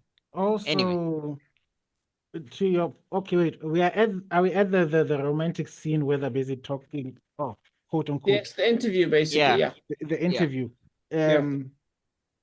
I also wanted to. I appreciate when it was called out Clark on his BS about interviewing himself, and Yes. you get. I think what got lost in the sense of the characterization is that back in the past, in the other Superman stories, Clark never interviewed Superman. Yeah, they were He trying to do ne this whole Peter Parker yeah, thing, taking photos of Spider-Man thing. Yeah. which was stupid because it's another layer of trying to get attention to a character, a person that you're trying to make sure remains anonymous. So if No, Clark I mean, Kent gets known, there's been comic books, yeah, but it's not been his major characterization. And I think this yeah, is the thing. James Gunn is doing that thing where because it happened in an obscure comic book over here, this would be great for the story. And it's like for me, like sometimes go conventional. Sometimes conventional is more revolutionary And than also, subversion. how do you make Thank you. sure? Please tell them. Sometimes the wheels just being the wheel no, is what but makes it awesome. the thought of Clark interviewing himself is just plain stupid. Yeah, I was gonna say, how do you make sure that Clark and Superman don't sound the same in your article? And how do you make sure that the next time you're writing as Clark, you continue with that same language or writing style? And whenever you're being interviewed by other people, you still sound the way Superman did in another interview. How do you do that? Yeah, You it It's see what is. I'm dumb. talking about? Well, I mean, it's text interviews, but I hear what you're saying. No, No, even with understood. text, from a communication point of view, there's no way the journalist can be No, writing in a bro, specific there's no language. footage of you interviewing Superman at all in the social media age. How are you doing this? There's no Yeah, recording. Like, do you take recordings to Perry and you're like, yes, Clark, I saved those people. That's a great job, Superman. Like, are you voice acting? yeah, no, It I hear doesn't you, but it doesn't make sense. Like Rob, if you were to interview me right now, yes, I know, I understand. Don't misunderstand. I understand what you're saying. In fact, the movie acknowledges it. Everything you're saying, they what's the thing called lampshading? It gets lampshaded, and then it Yeah. becomes a plot point when Lex Luthor's like, "I'm gonna go get your best friend, Clark Kent," later on. Yeah, I agree we'll with you. get there. We'll get there. But Yeah, anyway, it's yeah, now we're yeah, at the interview. yeah, it's on purpose. But yep, yeah. So they do the interview like a real person, which is what Lois's point was. I don't think there'll ever be a Lana again. But anyway, so somebody Okay, sorry, said. continue. But anyway, it becomes hostile pretty quickly. I think it was okay. It was a nice moment between them. Um, I didn't like how the scene ended because it just felt like mm, they just decided to. I don't know, maybe just because it's an early relationship or whatever. But seeing as mhm. how Superman would be so in tune with his feelings or whatever, like when Lois tries to shut her off, in my mind, Clark would have just been like, All right, look, I had an outburst. We can sort this out." I feel like that's the kind of person he would have been. So for him to just walk out the room after he had a confrontation, it was just like, but, huh? Um, It's I think that's on purpose though. There's basically the vibe that Eh. he's going for is I'm only human after all. after That's all done. that's Yeah. base Look, I'm exactly. not saying that it's a criticism for me because there's Hmm. stuff to actually critiquing it. I just thought that it was like maybe just the way he set up this Superman and how Hmm. he's so much into solving conflict. You'd think that some of that would translate into his personal life. So Not true it's kind of enough. more just like a weird choice rather than a critique. It's not a I hear what you're exact saying, critique. but there's also this thing where, and this happens in real life as well. Lawyers, doctors, managers, CEOs often have problems or trouble trying to solve issues at the house because their partners will tell them, "You're not a CEO here. You're not my psychologist. Don't try and lawyer me." You know what I'm saying? So True. sometimes, even as Superman, as a powerful individual, as a powerful, strong being, you don't want to make it seem like you're talking over somebody. You need to give them a No, chance to I mean I breathe and hear let you, but them, I'm just saying yeah. I felt like the thing is the way they directed that scene, it felt like Clark was going to Well, apologize immediately. Like he had enough emotional intelligence to realize that he asked for this, had an emotional outburst, and realized that he was in the wrong. So I thought he was going to apologize in that moment. That's the way they framed it, and then he just leaves. I So I was just I like, think all right. to Buckmaster's defense, what it's trying to communicate is that what I think it's trying to communicate is that the scene could have tried to communicate what the tension of the relationship a little better I understand that, by the way. because I think what James Gunn was trying to portray was that there's a tension. It's a new relationship. There's a tension. Clark doesn't really get what's going on. Doesn't really understand humanity as well as he thinks he does. He He's doesn't understand politics. he doesn't understand politics. He doesn't understand. No, He's and he also stuck doesn't in. understand the person he's dating as well. Yeah, he's stuck in what they always keep saying, like the Batman and Superman dynamic. That Superman always sees the best in people, and Batman sees the worst. And it's one of those situations. I think they actually said that in the interview. It's one of those moments where it comes flat in his face is that Clark, Superman, do you understand that your actions, while trying to see the best in people, have consequences? And that tension was supposed to bring a little sore point in the relationship of saying, Lewis doesn't yet know how to communicate what she's trying to communicate, which is a valid point. And Clark is trying to explain that I get what you're saying, but you can't you can't tell me if I have the power to help someone, I should just sit by and let them die. It's one of those things that could have been No, I'm communicated a saying little better. I think the tension was like communicated well. I just think the resolution was kind of weak. And I'm just saying in the sense that they both kind of realized where they overstepped, and instead of addressing it, they had to Mm. walk away. Yeah. And I get what Gunn is trying to do, but it just feels like you made them so emotionally intelligent in that scene anyway. Why would they walk away now? I think for Mm. me, I the don't know. only But thing, anyway. the only line for me that really sold that entire moment was Lois saying that I told you I'm not good at relationships.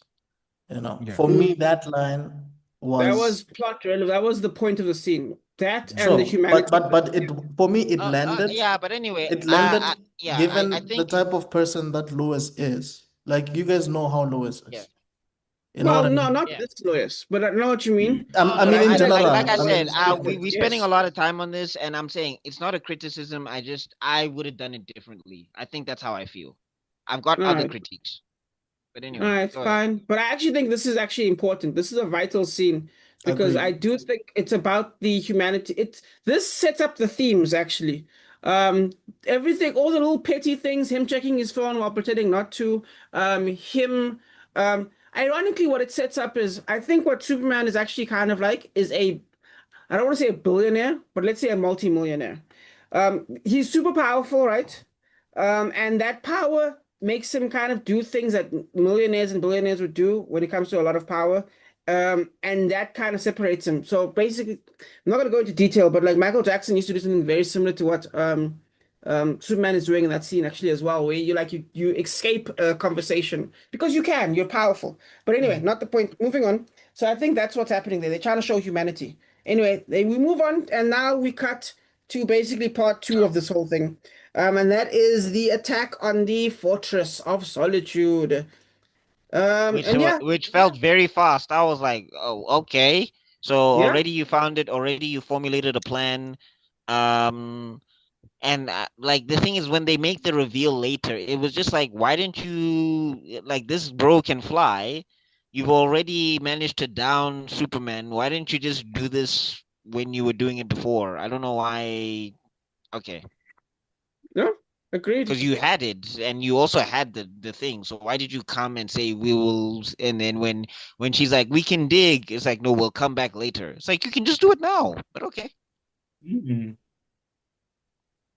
Yep. So, yeah. So basically, what happens is the fortress opens up, and we see them marching in, and you can see, You of little faith. yes, as it opens up for them, and now it just lets them in, and yeah. Then we get this crazy camera thing where the camera moves, it floats around. It's very Oh God, that action sequence. I'm sorry.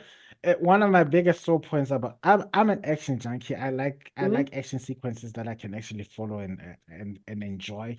I couldn't enjoy the action sequences of this movie in its entirety.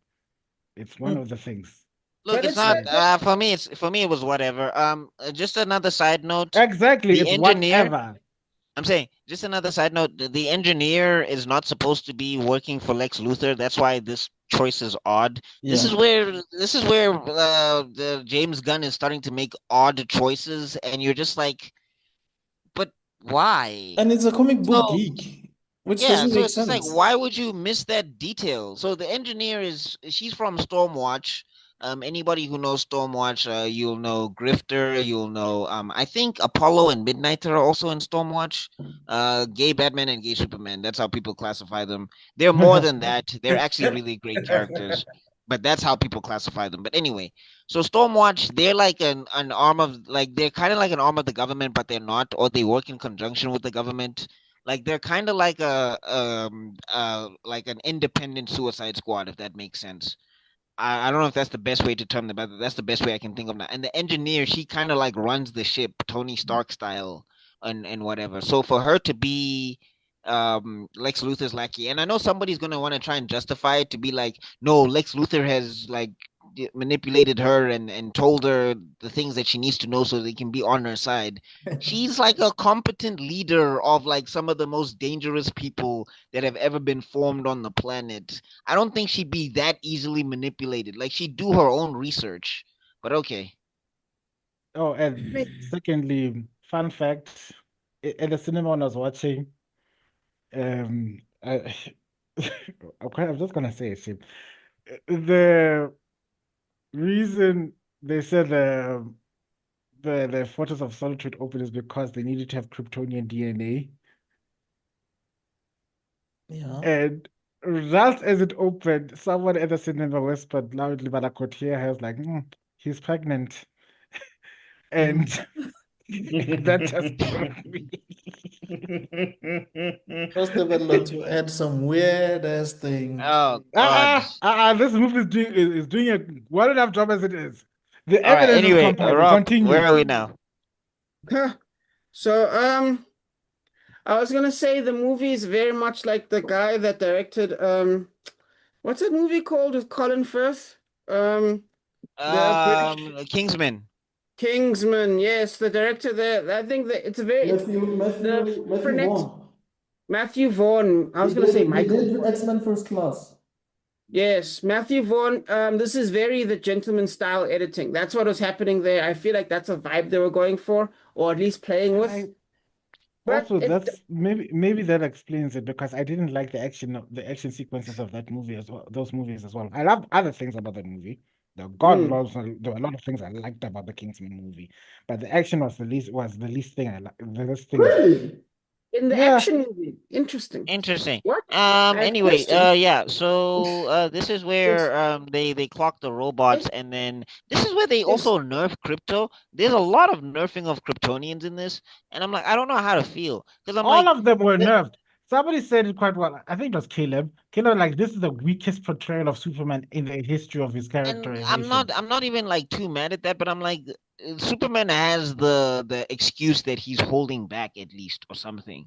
That dog has been rabid, wild, and annoying. I don't know how it wouldn't have knocked what's this? I don't know how it would knock the engineer clear off of her ass the minute it tackled her. Like she should be One in another country But with a headbutt from crypto. it ripped the chunk one of her face. bark, one bark should have shattered all of her circuits and blown out Lex's eardrums.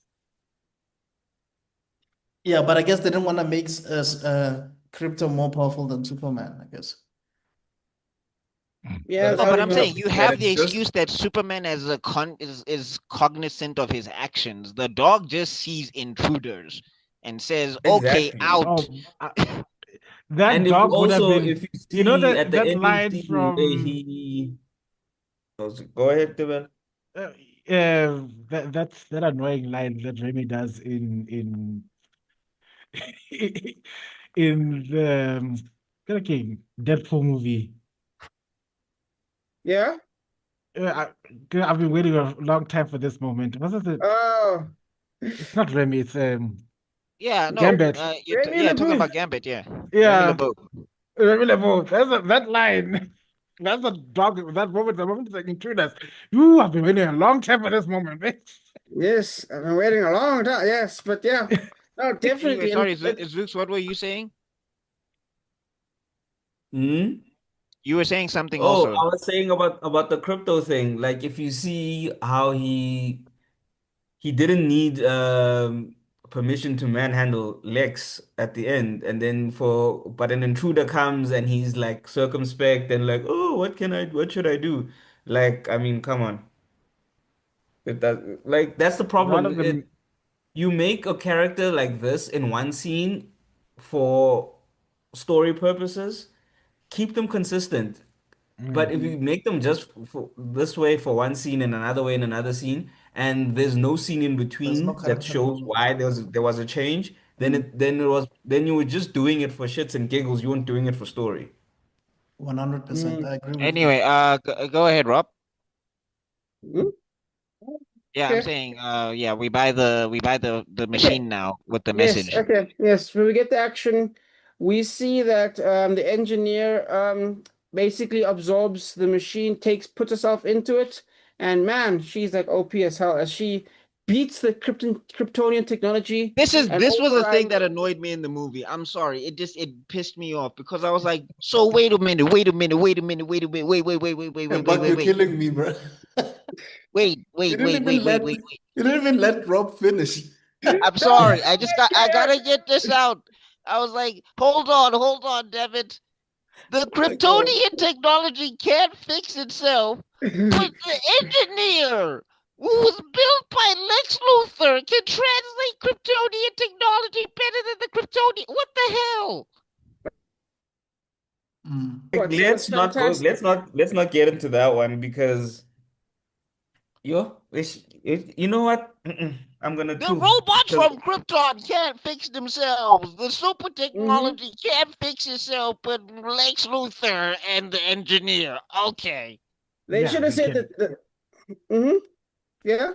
I would have believed. I was about to add an inference. I would have believed if there were different fragments of data that Lex had that he managed to get from some part of the, it's some maybe some fragment ended up in like the sub-Saharan Africa or something that he could be. Uh, Or if Yeah. they just At that if they moment, just then like hack all the pieces the fall together and technology, gather they form. hacked the technology and So then they they fixed it. did. That's exactly what happened. that's They hacked exactly the what they technology and fixed did. it. But That's the exactly what they did. technology was corrupted.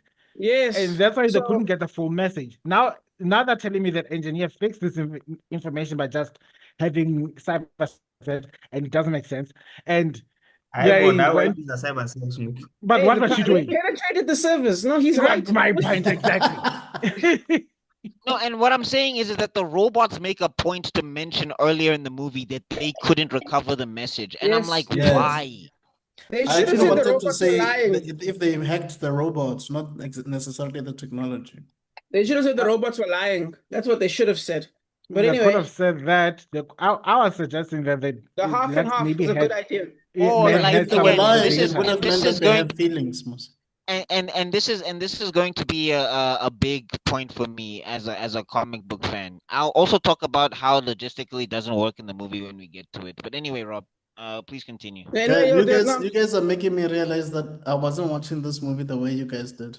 Anyway, I think Tabelo's I idea was watched it. good. But anyway, I watched it once, but I was watching You it with guys one were of the watching it holiest with a men I note know. with a pen and a notepad, bro. They were like, I'm Wait. freestyling this whole review, dog. I promise.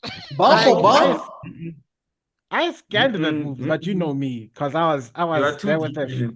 I was there But with my anyway- fellow sister wife, or sister husband, but anyway, with while Henry that's Cavill, and we wanted to see Yeah, the you weren't competition. focused for shit.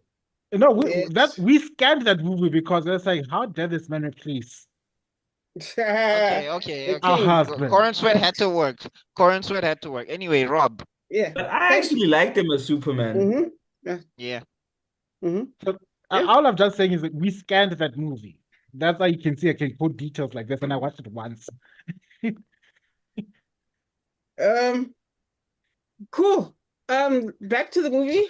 So basically, while that's happening, it is nighttime, I guess, in Metropolis. So I guess other side of the planet, I guess. I don't know, daylight savings, whatever. Yeah, because he was mentioning that they're gonna give him a distraction. That's what's gonna keep him from Yeah, and I'm coming back like, to the home. exactly. It's like, to me, that felt weirdly play-paced, but whatever.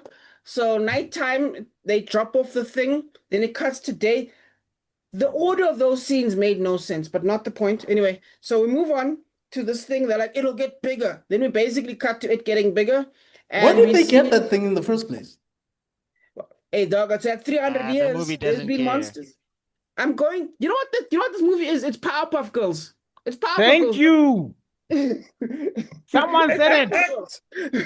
Well, I was Someone thinking, said I it. was thinking Down to the Max so Fleischer, Superman serials, mixed with yeah. a bit of Batman 60s a No. TV series. Here's the thing, though. If Lex is making Down. pocket dimensions, Mhm. here's the thing, though. Okay, no, sorry, wait. I'm skipping ahead. I'll Yeah, no. save Yeah. my thing. Lex I'll save- is Mojo Jojo, Yes. and this Literally. is Lex Luthor will yeah. take over the And that metropolis and and that the destroy Powerpuff the Girls. Superman. Down to the stupidity of the citizens living in that city. I'm sorry, there's a gigantic and the fact that these monsters must have been made out of marshmallow fluff.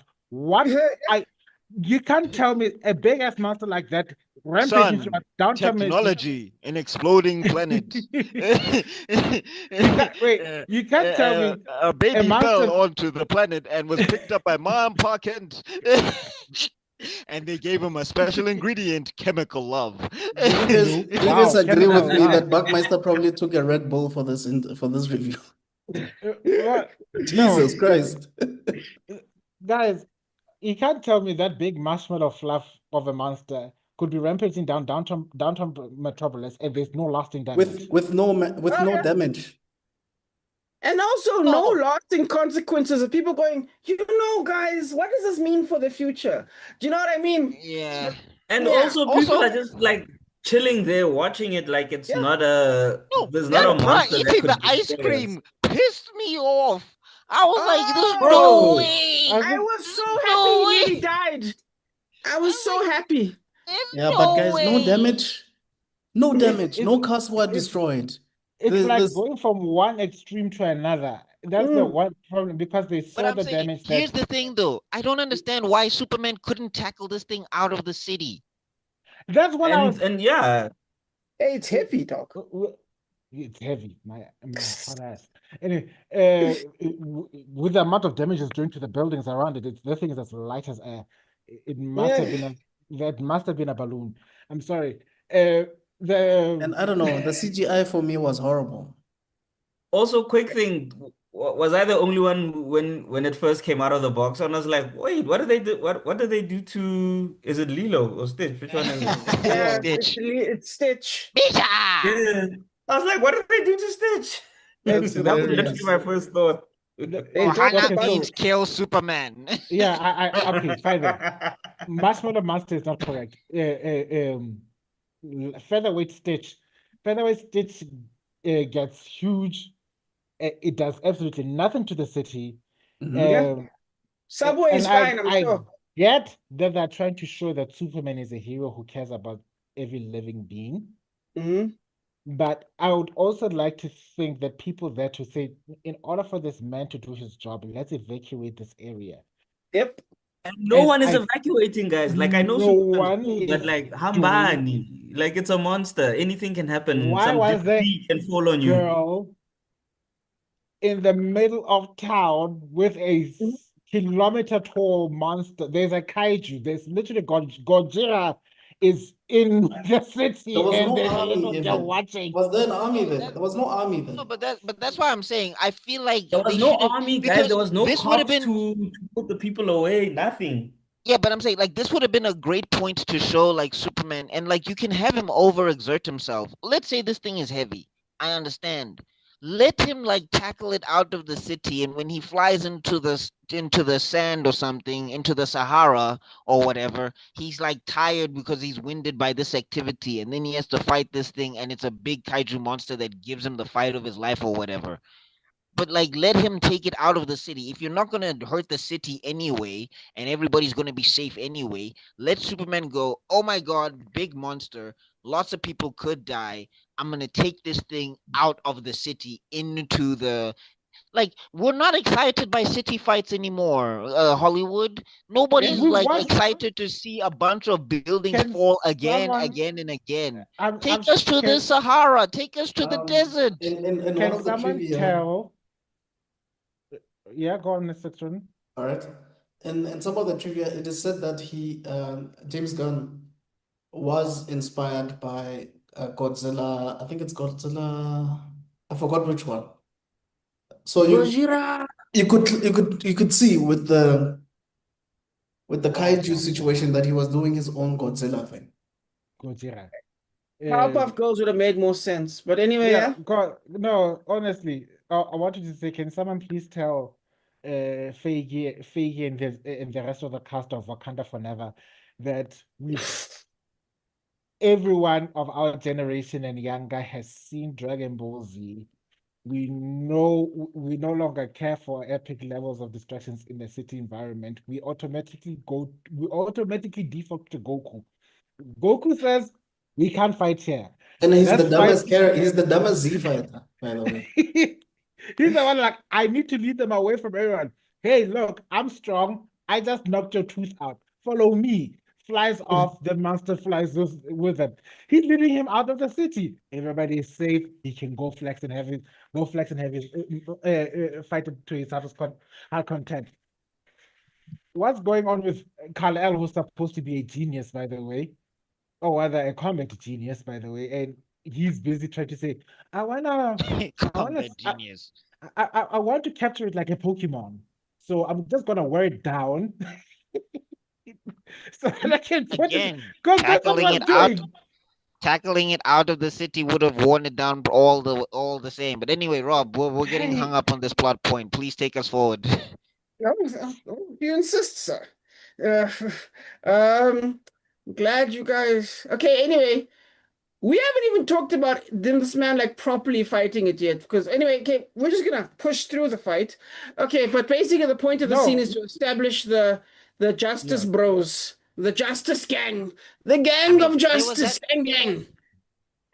Yeah, I mean, there was that weird scene where, like, the building, like, he saves it from the building, which I guess was kind of cool, and then he asks everybody if they're okay. But the other thing What were is, you doing where there is in this the people's sense of urgency? Run out the What were you guys building! doing there in the first place? The manager told them to continue working, Baba. I'm Dog, Is this convinced. the same building from Batman vs Superman? Did We have a Bruce Wayne call deadline. and they're like, "Don't leave until." We have a deadline. Kaiju or no dog, kaiju. Amazon, bro. I am Turns out con- Amazon warehouses go up like this now. Kind They're regards. piss bottles, dog. I don't They got care. Send those I, emails, Baba. I am convinced that the 90% of the people living in Metropolis are all from the Caucasus, because why do they not have any sense of survival? Any black person, there is a kaiju walking in town. Before the sentence is even done, they'll be like, gone over the horizon. I'm going. Anyway, Rob. You're like, I've been dragging my friends. What are you waiting for? Let's take a footage. Your whiteness is showing, my friend. Let's go. Hey.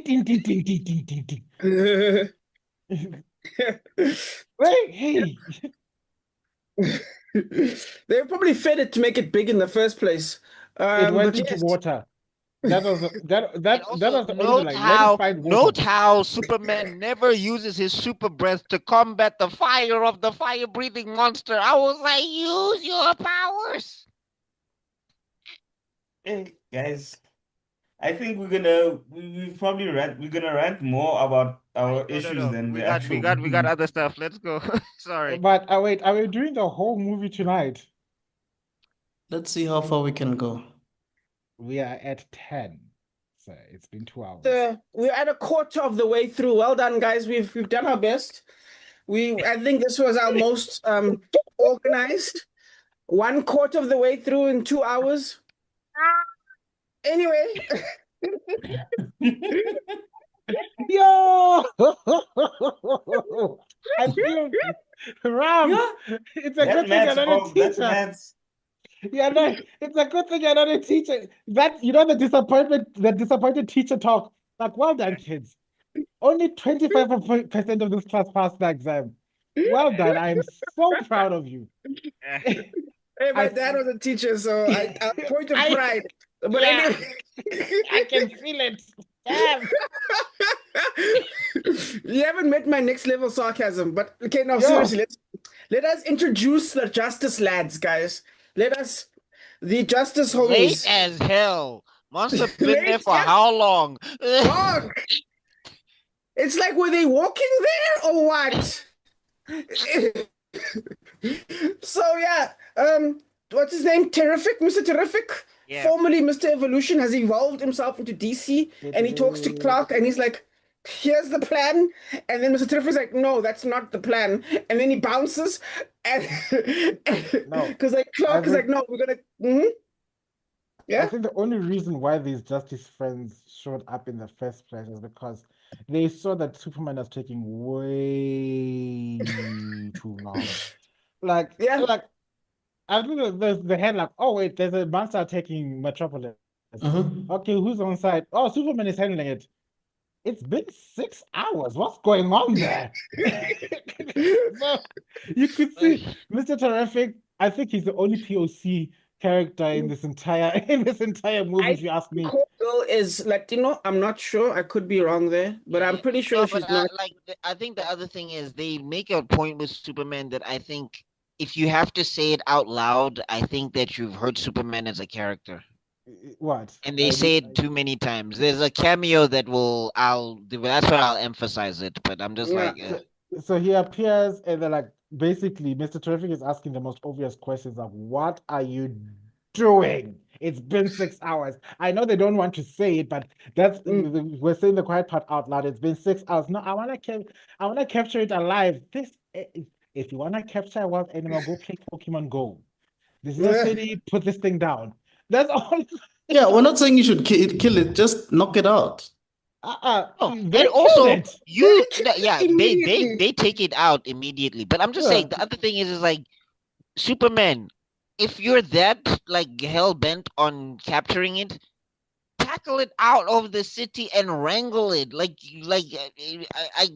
I get what James Gunn is trying to do, but this level of nerfing Superman, it just becomes frustrating. And also, fine, nerf him, but he still has other abilities that can be used.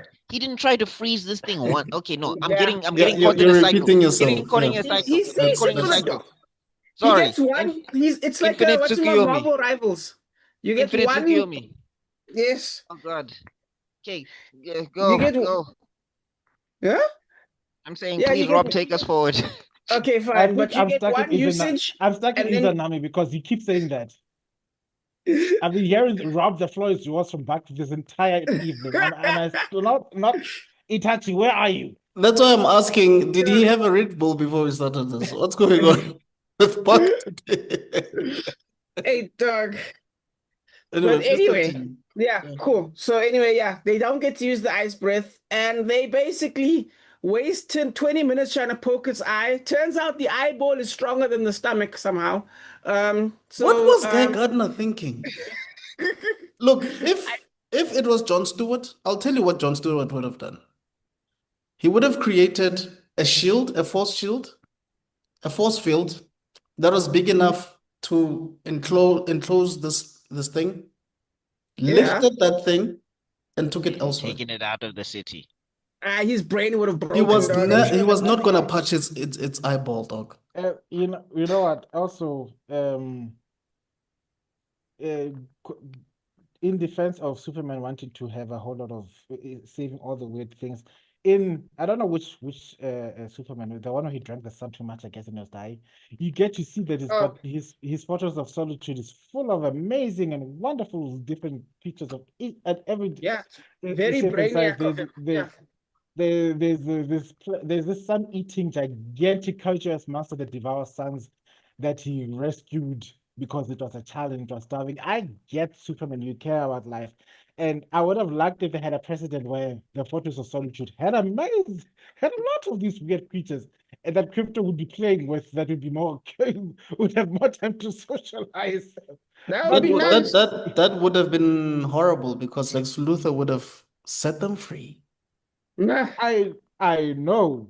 but There's the movie's another late for a Well, meeting. if he managed to candorize them, then Lex Luthor wouldn't have cared about them anyway. So maybe he could have done a bottle of candor situation. Anyway, after the Justice Gang comes in, Yeah. Mr. Terrific lectures Superman, and then he throws T-spheres into the monster stomach. Superman tries to see what's going on, and Superman's like, and Lex Luthor, what's this? And yeah, Terrific turns into Michael Bay. The arc is an explosion and kills the monster. cards. and Yeah. he Waste no captures it time. as it falls to its death. Sorry, Zuko, what Yes. did you say? I was saying he wasted no time.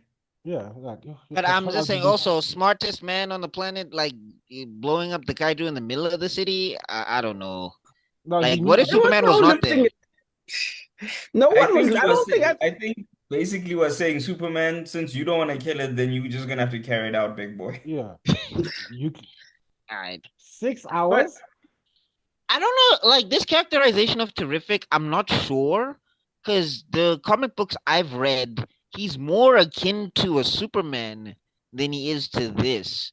I'm not sure if they gave him a militaristic background in this universe or whatever, but in the regular universe from the stuff I've read, Terrific fans, you'll have to correct me if I'm wrong. But the stuff I've read, he's more like a Reed Richards than he is Yeah, like Reed a Richards slash Batman type.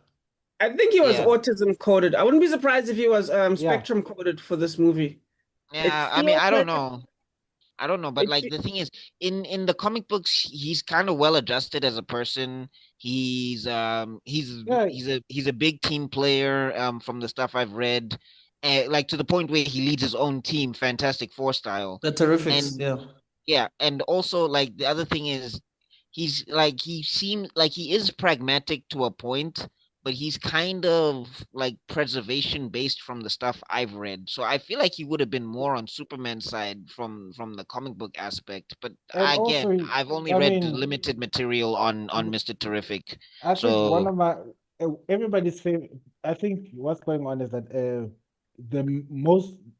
most of the audience introduction to Mr. Terrific was from the Injustice comic, Mhm. where he's the one who calls out Oh, Superman the chess match. no, about it's the the chess. cartoon. It's the cartoon, not the Yeah, the comics, he's it's Flash. it's Flash, yeah.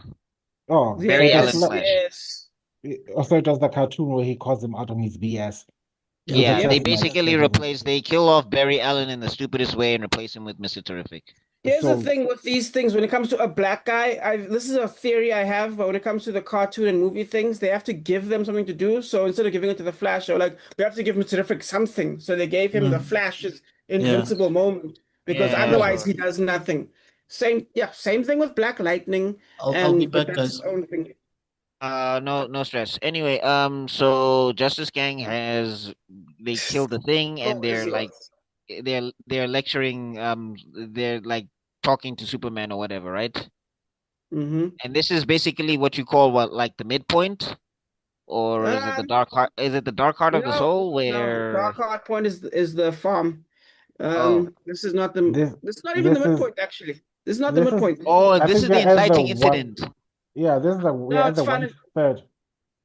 It's more like fun and games, but actually no. So, inciting incident would still work, though one could Mm. argue that would be the fortress itself. But no, I would say you can mix those two up. Yeah, I would say because this Okay. one doesn't follow the traditional format, but mm. yes, yeah, you could And do put you it. know why? Why? Because James Gunn literally took a couple of comic books and put them one after another and made it into a movie. So it's basically a lot of it's basically almost episodic. Mm. Oh yeah, Cut down this movie, could cut down into 4 episodes of it's like a short 4 short stories of the uh, uh, mm, Superman characterization. In the last yeah. episode of Superman, Lex Luthor Mm. broke into the thing and left, and in order to keep Superman busy, he unleashed the monster. And Yeah. then, as he saves the day, we find out what he discovered in the monster. Oh no! Find out what message is going to be portrayed on the big screen with mom, with Jor-El and whoever. What's the name of the mom? Space Martha. Space Martha. Mm-hmm. Space Yeah. Martha. Martha Kent. And now this episode it starts with Yeah, Laura, Oh, Laura L. Laura L. She is Laura L. She's actually a very like for when she. wait, so her Mm. name is Laura L. oh, so it's not just Yeah. Maybelline, it's L'Oreal. Okay, that's cool. No. It's worse than it's worse than that. Have you guys? Don't you haven't you been, Superman's Superman has always been dating somebody that starts with an L allegory. He's been dating his mom. Oh, snap. Uh, Gross. oh, sorry, not Laura, Lara. I got it wrong. It's Lara. That Ah, doesn't make it any better. It's still the yeah, same. that means nothing. But Buttons. fair enough. Oedipus. Oedipus Rex. Yes. But Mary-ish. Okay, so Okay, anyway, that's okay, he's act. not trying to stab his dad. Anyway, Ron, Wow. please. Um, so anyway, yeah, that's the end of Act One. And then the Act Two, that sets off Act Two is then it turns out Guy Gardner's like, ha, I'm amazing, guys. And then it's like, why is no one smiling? And it turns out, oh, there's a reason for that. It's because Lex has put out the truth. And this is when people still trust journalists to speak the first time. And they're like, yeah, no, this is, guys, this is real. And everyone's like, oh, no, is it though? And then, yeah. And what an interesting use of Bradley Cooper, I think. That is Bradley Cooper, Bradley right? Cooper, yeah, and Bradley Cooper He does made not look like Jor-El to me. I'm Dude! sorry. Every time, like when I saw, because the Wait, thing that is, was like, Bradley Cooper? yeah, straight up, that was Bradley Cooper, and I was like, that's such a weird, like, just because you worked with Ah, him as Rocket Raccoon, I don't think he makes a good Jor-El. Like the thing is, Yeah, Jor-El is supposed to be like he's supposed to be an imposing figure. Like he's supposed to be yeah. like, when you He's see a him, you science see wizard. like Yeah, yeah, he's a and you science see like soldier. the Sorry. yeah, Science Soldier Brick House. That's Mm, why the Kurt Russell went to the gym for 6 months for five yes. minutes on screen. But I'm just Oh, saying, yeah. like, He's yeah, like, Goku's dad. He's Goku's dad. yeah, that's the thing, and like that was. Bardock. Yeah, Yes, that's not what Bradley Cooper was doing for me in this at scene. So, all, but bro. anyway, But anyway, yeah, no, no, He you're was right. an But average. You're getting Dragon Ball Z law into my head. He was an average fighter, but he was a brilliant scientist. yes. But anyway, yeah. Bardock, the scientist. So anyway, it turns out that people get really upset about Superman having a harem. I guess the Japanese people are going, is that a bad thing? It's for uh, putting their mangas away carefully. uh, no, but here's the thing that annoys me with this, right? This Yeah. huge reveal, right? And Mhm. this is supposed to be like this is the main conflict, rather, of the whole thing. Rather, like Mhm. this is because it's nature versus nurture, blah blah blah blah blah. Mhm. First off and foremost, logistically, this doesn't work. Mhm. Jor-El and Lara L expecting Superman to recreate recreate Krypton when he was a baby, when it got destroyed. And they didn't leave behind any tutorials. Like we don't go to the cave and there's just like, this is what Krypton society look like, son. Yeah, This is the parliament. This is the soldier structure. Make yeah. sure to do this on planet Earth.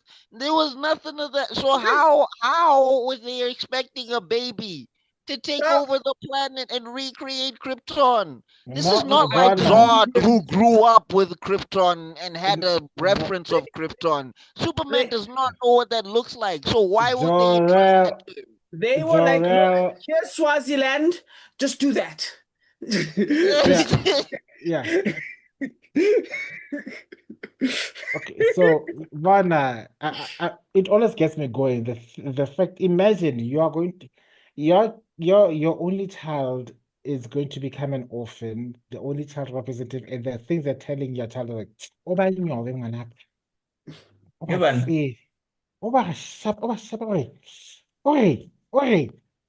So, make as many of them pregnant, my child. That's your last message you're telling this person. No, and All I'm here's the thing yeah, that annoys me about this. Like, I know a lot of people go, "Oh, I know what James Gunn was trying to do." Like, James Gunn is trying to, like you're not looking at it from a deep aspect. And this is where, as a comic book person, I'm getting sick of it. I'm getting sick of Hollywood. I'm getting sick of subversions. I'm getting sick of people who keep thinking they know better than the source material that made the character what they are in the first place. smack 'em, boy. Exactly.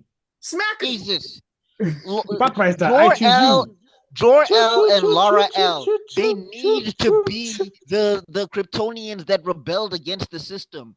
L is the House of Hope. The reason they tried to save Krypton is because the Krypton bureaucracy, this culture that they're supposed to be propagating, was so tied up in its nonsense that they allowed their planet to implode and die.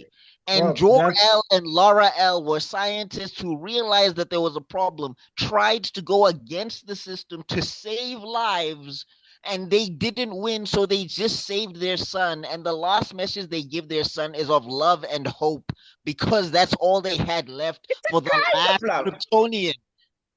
Or, No. hear me out now, or pussy. That could be the option. You know, It doesn't make the Kents more interesting. It doesn't make Superman more interesting. It does nothing for the character. It just ruins 100 years of source material for nothing. God damn it! Or I'm done. I can't. No, I am not done. I'm just as disappointed in you. I was like, no, what the hell is this? What the hell is this? I'm sorry. What the hell? So, what the helicopter? That's clip that. That's my rant. Take that. And I'm not even a Superman fan. Jesus. It's okay. James Gunn likes James Zuma, dog. I get it.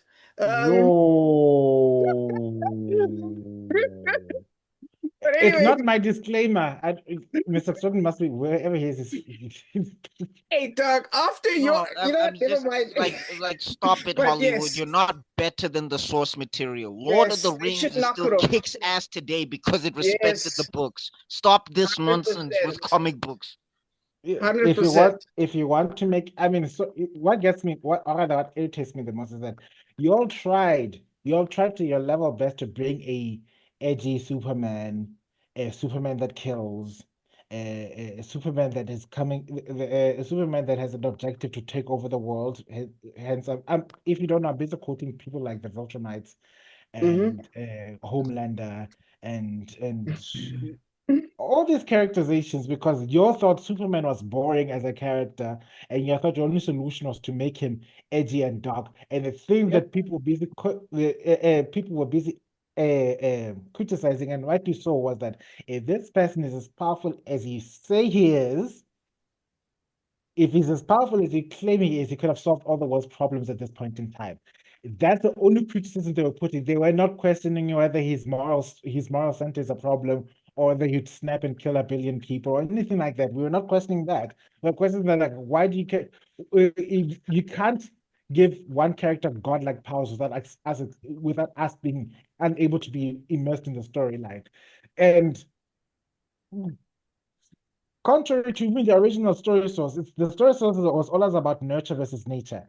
Which one works out best? Because both sides, he's basically an orphan adopted by humans. Yes. Okay. Yes. But I I'm think just saying this idea of making his Kryptonian parents, like, make Krypton weird. Make Krypton weird, but don't touch Jor-El, don't touch Lara-El. You didn't need to do that. It doesn't add anything. But anyway, I'm sorry, Rob. I think there's a yes. No, I was just saying it's stupid in the sense that you're not trying to vilify the one argument where say, okay, screw nature, nurture wins all the time. And it doesn't work like that. There are things that nature does that cannot be ignored. There's a thing they gave you up out of love. They didn't give you up out of the desire for you to become a conquering. Yeah, definitely. The only reason, and I can argue this to the day I dropped it, the only reason they made the change is because they're trying to make a jab at the Invincible series, because that's exactly what the plot of Invincible is all about. Read the source material later on. That's the reason why they're checking out with humans, because they figured out that the humans will make the most ideal copy and paste for their races. And okay, they're not going to spoilers. No, I'm going into spoilers. That was deep spoilers. I was like, Jesus, I didn't know that. Okay, you can. But anyway, You can. do that. Tevela, don't. Somebody may have not have read it. I was like, what are you saying right now? Oh, what? Didn't you know? I've read it. I know exactly what's going on, and I'm just as pissed. Like Tevelo's is unloading a full clip, bro. Like, Dog, I'm like, Jesus. I mean, I will eventually read the comic, bro. Give me a chance. No, they'll adapt it in the series. And in eventually. other go news, on. Dumbledore dies. But okay, wait. I just want to say one thing, and then we can move on, because I think we're gonna have to start closing it up soon. So, hey, you made it almost halfway. That's good enough. But I just want to say, I do think what Buck is saying is, I think I'm going to say Hollywood is such a cesspit that they can't understand the idea of an all-powerful person trying to be normal, trying to fit in. Do you know what I mean? I think they can't handle that concept, which is why we'll always get a weird Superman. So I think that'll just never happen. Hollywood just can't comprehend it. But anyway, um, moving on, we are now so yeah, we cut to Superman is upset. The Justice Boys pull him aside to be like, yo, man, what the hell? And then he's like, I don't know what's going on. But then he realizes, wait, if they have that footage, then he runs off back to the thing, and then we cut to blood Sokovia, where the president is talking. Oh, And Boravia, yeah. And yes, this is where he gets this is where he's at his worst. I was like, I don't know what this actor is doing. Yeah, believe this the women from this country. The are doing women of beautiful. Boravia. What was this? What the hell was this? Yes. The women of Boravia is like interpretive dance as a president. What's happening, dog? About to do the Egyptian.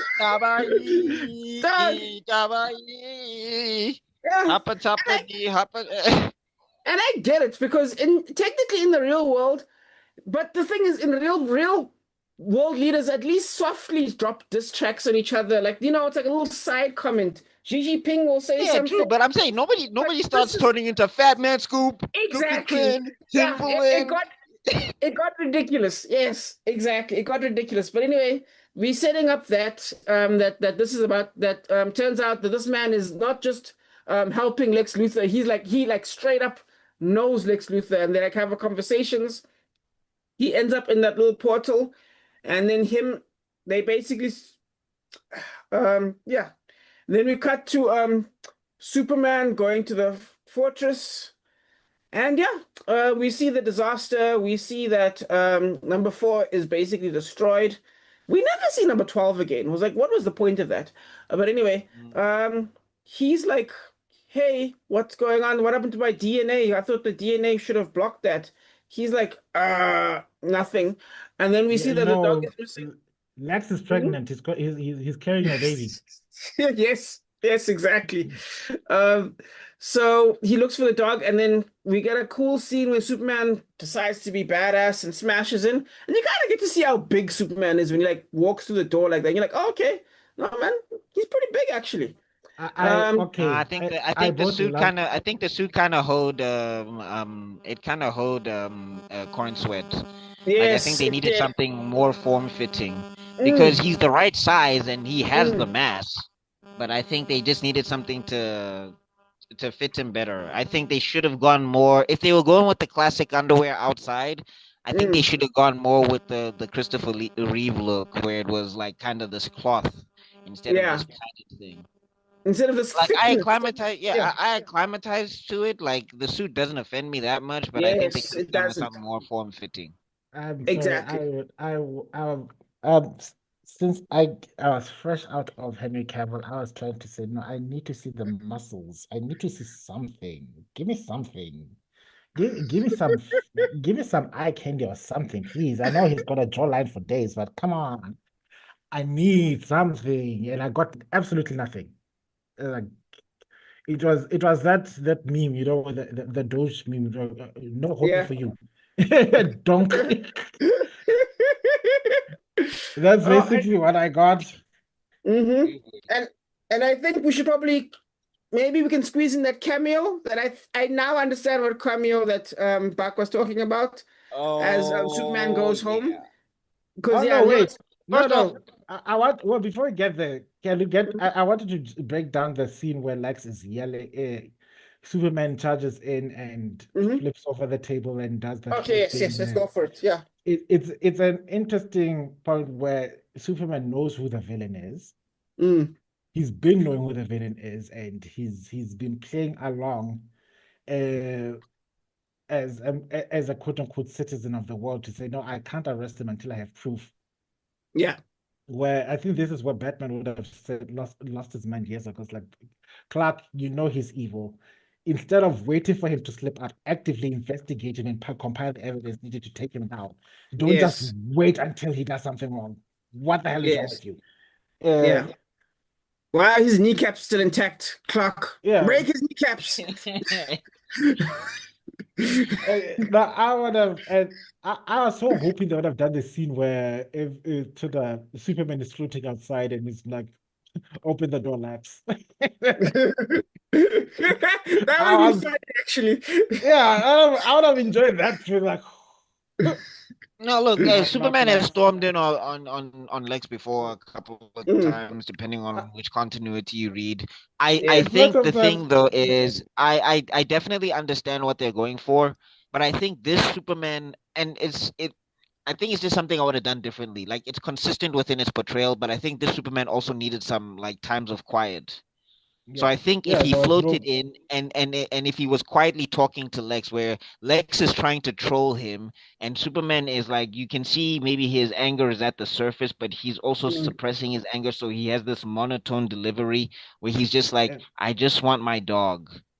mm. Like I that's, just need you to and understand that I That want my dog. that makes perfect sense. But again, I repeat, I'm only human after all. no, That's the theme. that's They the theme of can't the do movie, what you're and doing. that, Yes. and that's what annoyed me. That's another thing that annoys me is because every interaction between Superman and Lex, it's always been a confrontation between cunning and morality, where Mm, Superman's moral fiber won't break no matter how hard this man pushes his buttons. And because it won't break, when Superman levies a threat at Lex, it's scary.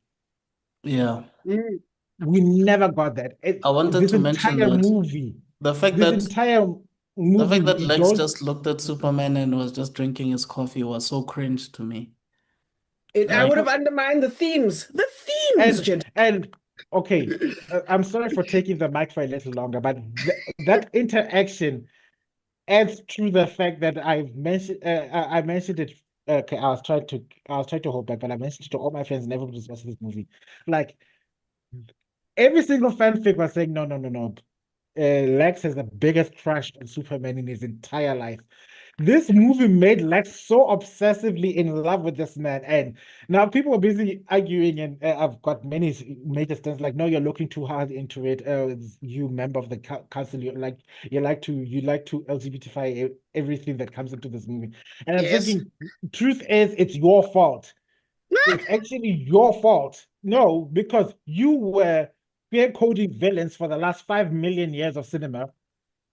And now, when you're trying to make a villain, when you're trying to make a villain that's copy and paste for us, just because there's a villain that's already queer coded, and now because this queer coded villain, now you're trying to take this, you're trying to remove the queer codedness out of the villain by making it an obsessive twat. And the more you try and deny it, the more it's stuck. That scene right there, like this man, Mamarat.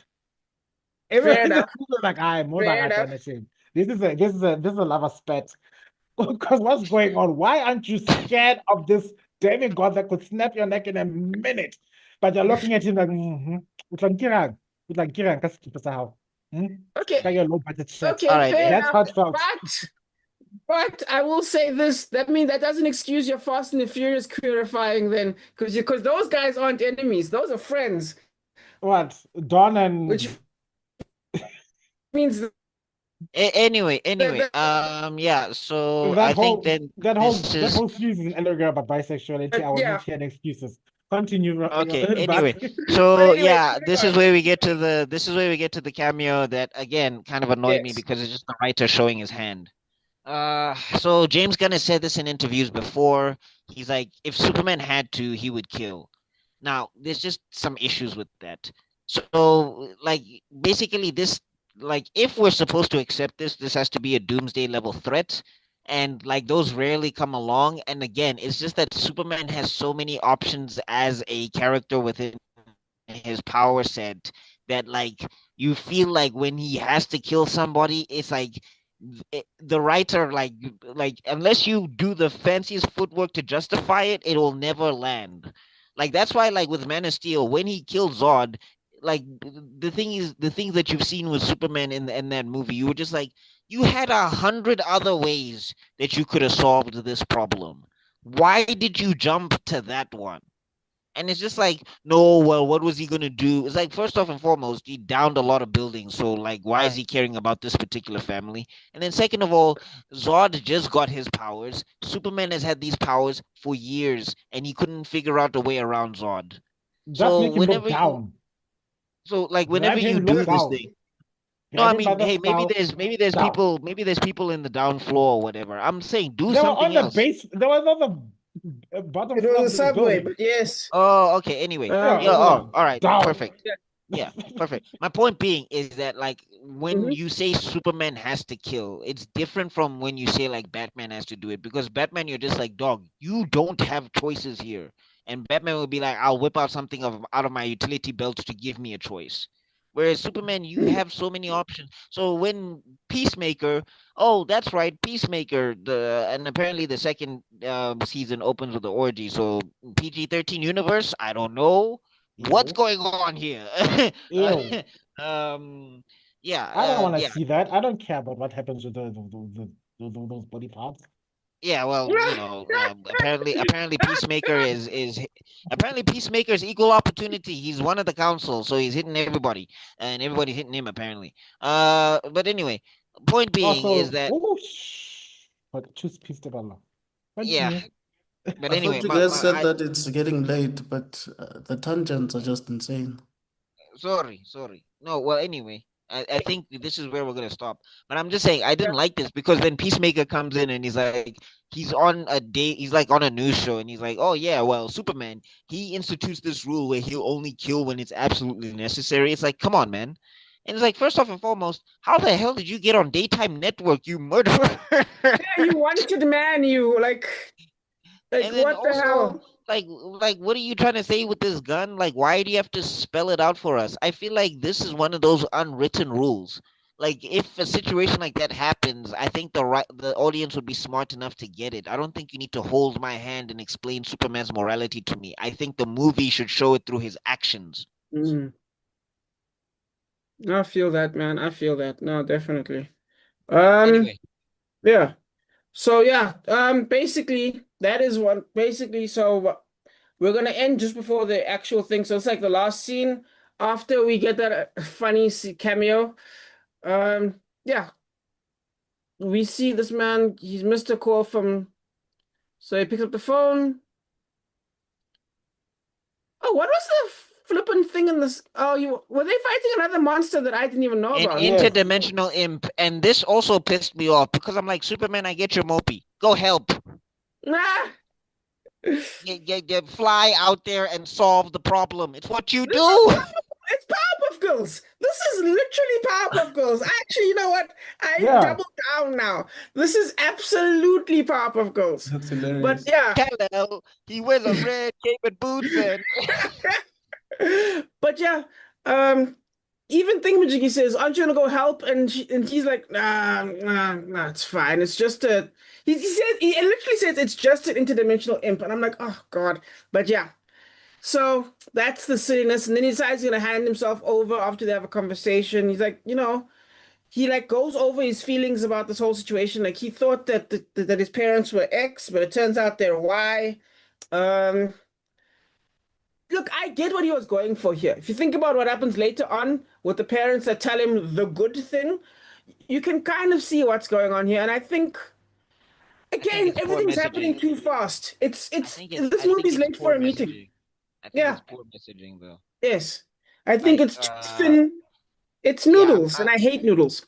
It's yeah, not no, but I'm spaghetti. also what I'm also saying is like, so Superman who came from Krypton, ultimate immigrant, only Mm. learns about morality through America. He couldn't come to America with some morality at all. Yeah, It had to also, be what's homegrown. it saying about biological parents? What's going on here? I know, right? It's so. Like Ugh. what? Who hurt you, James Gunn? Which one of your biological? Did you want us to know that you're adopted? What's going on? What's going on? Yeah. But anyway, look, the scene is great between the two of them. I just hate the backdrop because I'm like, why would Superman see a problem?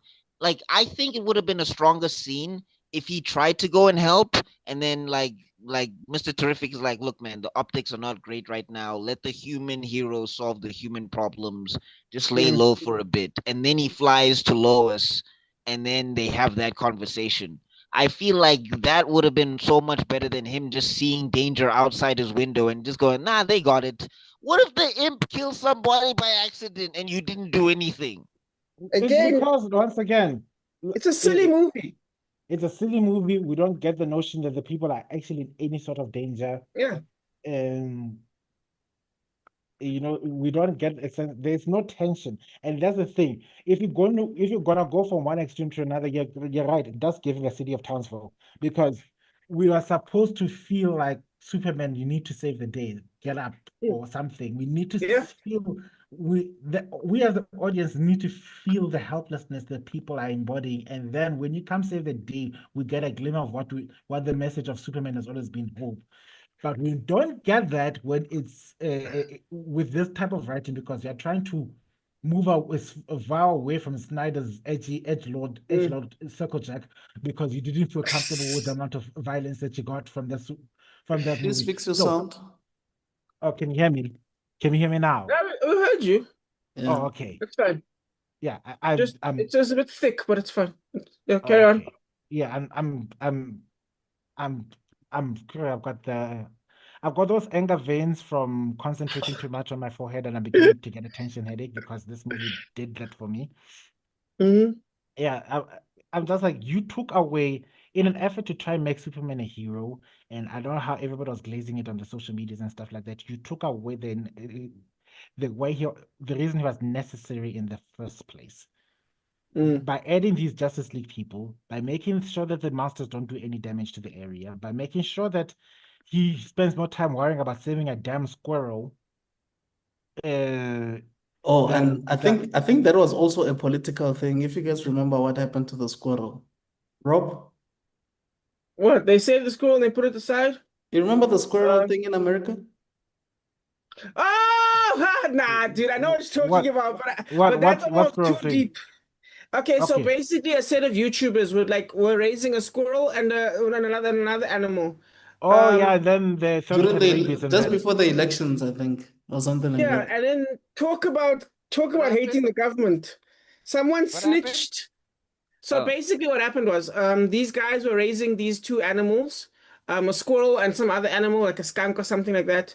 And they were like, it was a famous YouTube channel, and then someone mm, snitched, and then literally, I shit you not, a SWAT team rolled in with machine guns, Dude, broke into the whole house, snatched up the criminals, I mean the animals, like they were criminals, and then put them to sleep within a few hours before anyone could yeah. react. And because Put then them it to sleep Trump was immediately. involved. Like this thing became a national threat. Like it was a national security thing. It What? was For literally. real, bro. Somebody was saying Squirrel Girl became a villain. What happened? yeah, the But excuse they were giving is that they suspected the animals had rabies, and then if, funny enough, the only way you can check if an animal has rabies is it's if you put rabies it as if down and it's check its dead. brain, Yes. which is And it hilarious didn't have because the rabies. other But why Were is obvious. they this all over black the news, squirrels? bro? Why was this Were all over they the news, man? were they black squirrels? Like what happened? Bro, this Yeah, was this was all over media. It was everywhere, dog. there were immigrant squirrels and skunks and stuff. Hashtag They black came from squirrels matter. What happened? they came from south of the border. But getting back to this movie, I was just Yes. saying that from going from one extreme to another, you took away the message that was behind Mm, Superman, and that's the one thing that I did not appreciate from mm. James Gunn's rendition, and that's my 2 cents. Look, If I you still if think you're Yeah. the trying scene to is if you're great. trying to copy the MCU, Mm, fam. Oh, mm. No, don't, like but then don't eh, go the other way. no, I think like look, I know I've been ranting and raving about this movie a lot, and I think we're winding down because this is the point where we're gonna stop before Yeah. Superman hands himself over. Yeah. We're basically Uh, concluding. Yeah. yeah, Yeah, I think we I can stop where he hands himself Yeah. over, basically there. Yeah. Well, Okay. just We'll before, continue I from think there. this is fine. I Yeah. think, Yeah, we'll stop here. I think we'll pick up next time where he's in the yeah, prison and etc. etc. Anyway, yes. I just think like because this scene with Rachel Brosnahan and Corin Sweat, they have chemistry as Clark Kent and Lois Lane. I think their chemistry is really good. I think their relationship is believable and all of that stuff. And I think like the dialogue in this scene and the delivery in this scene when they're talking about like punk rocking bands and all of that stuff, like I think this is where like the good stuff about James Gunn was shining. I just think the backdrop Rachel, was a problem for me. I think that's the thing, and I think that's the thing that's kind of been plaguing this movie, is that there's things James Gunn does great, but he'll undercut himself a lot for no reason. And it's like when you try and you try and understand why he's undercutting himself, you're just like, this didn't serve any purpose to do that. I mean, like I'm saying, perfect example. What's this? The whole thing about what's this? Like what's a yeah, like the kaiju monster, right? Yeah. I feel like that should have been a scarier situation than what it was, and they did not play up any of the urgency. But then Superman is worried about the people and the people's safety. So it's just like I don't think then you need to make it like jokes and stuff like that. Then I think maybe focus on the fact that the kaiju is dangerous and have them try and mitigate getting the kaiju out of the city. And if you want the city battle, have Superman try and take it out of the city and fail constantly to show how big of a threat this kaiju is or something. I just think that when there was times to be serious, he did the poor part of what the MCU would do, is where this is a situation where people are in danger. We don't need the jokes now. We need the punch. We need the desperation. We need the Superman figuring out the problem. We don't need to laugh here. We I, laughed already before. I think what you're saying makes perfect sense, but I don't think that's the movie he was going for. I think he wanted a silly movie. Like, this is yeah, actually less realistic than Guardians of the Galaxy. I think this movie is Yep. actually yeah, sillier than yeah, Guardians of the it Galaxy. is. So I literally think he was going for he was like, fuck your realism. Because think about it, a logical Superman movie, there's a scene where, like, I think it's after the monster. You don't see what happens to the monster. They don't even clean it up, maybe cut it to pieces or something. Or at least, take care of the chaos that's happened. Superman would clean up. In fact, I think they make a point of it in one of the cartoons where they're like, okay, the B team superheroes, you guys make sure people leave. And then, you know what I mean? Like the small details are the kinds of things that a realistic movie does, pays attention to, that you're talking about. I think these are details that make world building make sense. James Actually, Gunn they should was have like, actually no. had a scene with Planet Watch complaining about the money they spent to get rid of that thing in the city. Yeah, Uh, Planet Watch should have been the people cutting that monster into No, I'm saying pieces. you've got 2 hours, but this is what I'm saying. You've got 2 hours. You're trying to touch on political touchstones, and you're Mm. like, this is the thing. Okay, you're a silly movie, but you're touching on politics within like you know, and like invasions and whether this is morally right or that is morally right. So if you're doing that now and then you're smashing that in together with the silliness, look, Yeah, comic books do it a lot, but I'm just saying yeah, you've got to cross your T's and dot your I's then. yeah. But Like did you you've see how? got to, Yeah, no, yeah. no. What you're saying makes sense. But even the political parts are silly. Like, I cannot believe that the other country literally doesn't have one gun. bro, They've got a spade, a machete, and bro, that's it. That's what they've got. like those guys would have been Yeah. invaded a long time ago, bro. Dog, They they have It's no could have yeah. military. invaded. I No, almost threw my yo, bruh, I almost had a fit. I They have almost no had a military. fit. I'm I trying almost to. had a fit, guys. Like, This is. like I swear, if I was Mhm. rich, I would have thrown my tablet against the wall. Hey, look. Lama's class, right? Lama's class that are fighting that are fighting the Niz Heil. What's this? They do have some weapons, so like it's very unrealistic for this country to have no weapons whatsoever.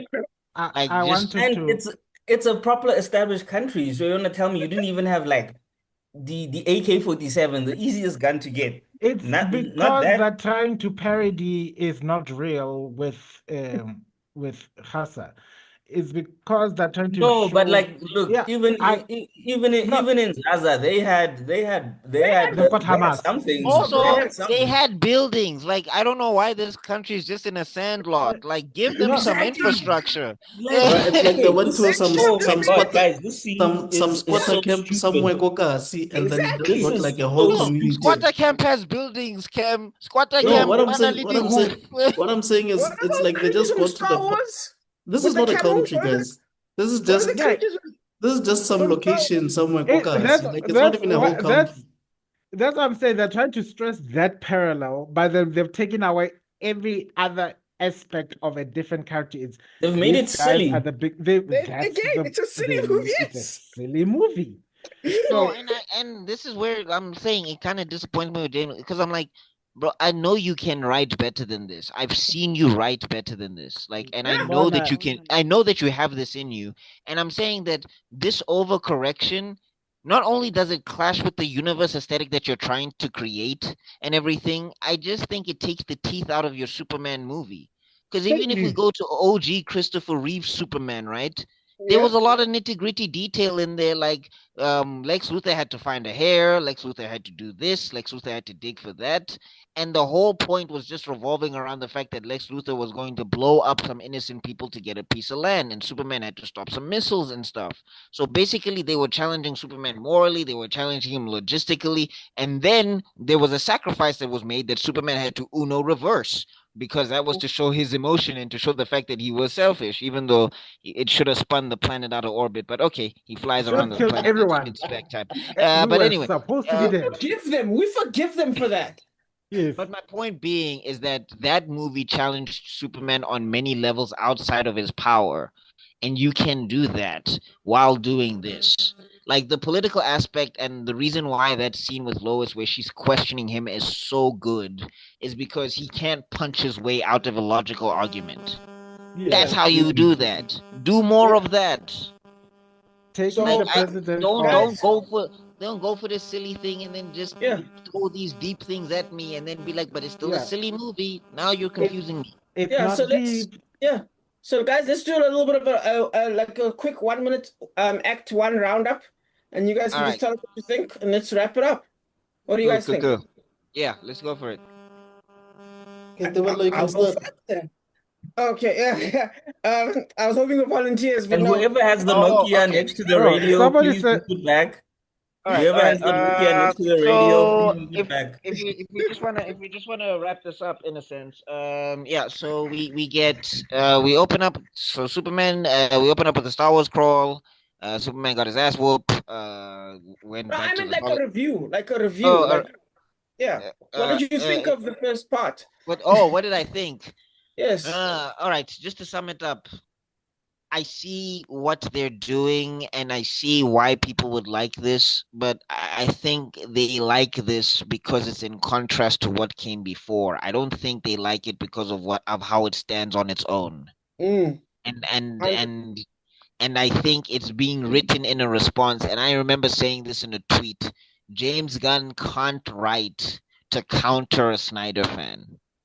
You don't write to counter the Snyder Bros. You don't Mm. write to try and pull in the non-Superman fans. What you do is you write for the Superman fans, and the Superman fans will bring in the people who are not fans of Superman that way. Mm. Yeah. Like, write for the people who made this property what it is. Like Yeah. 70, 80, 90 years is not something to laugh at.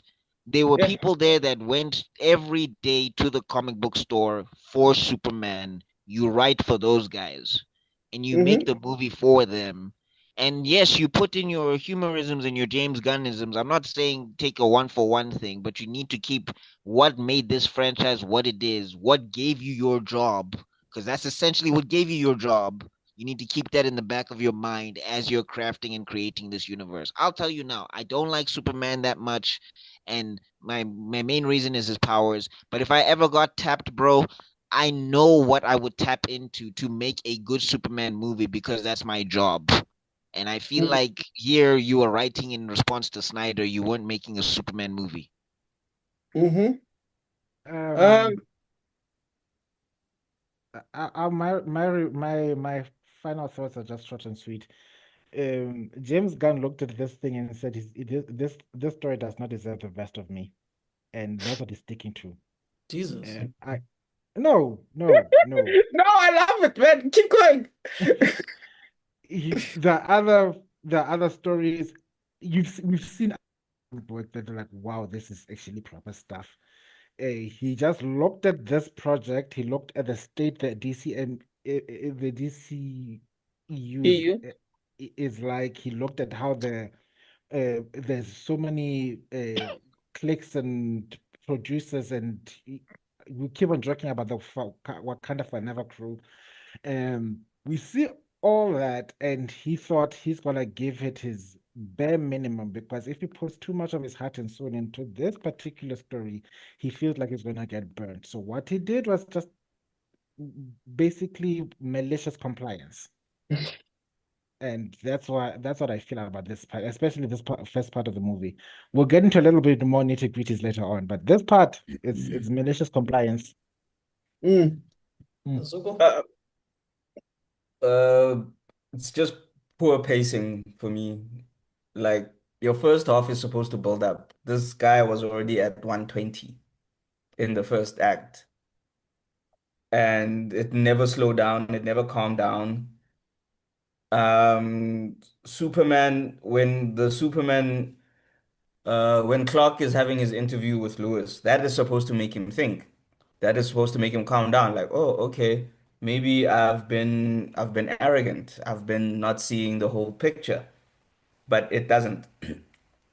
Um, like there's, and that was actually such a good conversation and thing that it should have made him think. It should have been and maybe it could have been something that could have been done later on so that it gives him his introspective moment thing. Uh, Another thing, what else? Crypto annoyed the shit out of me.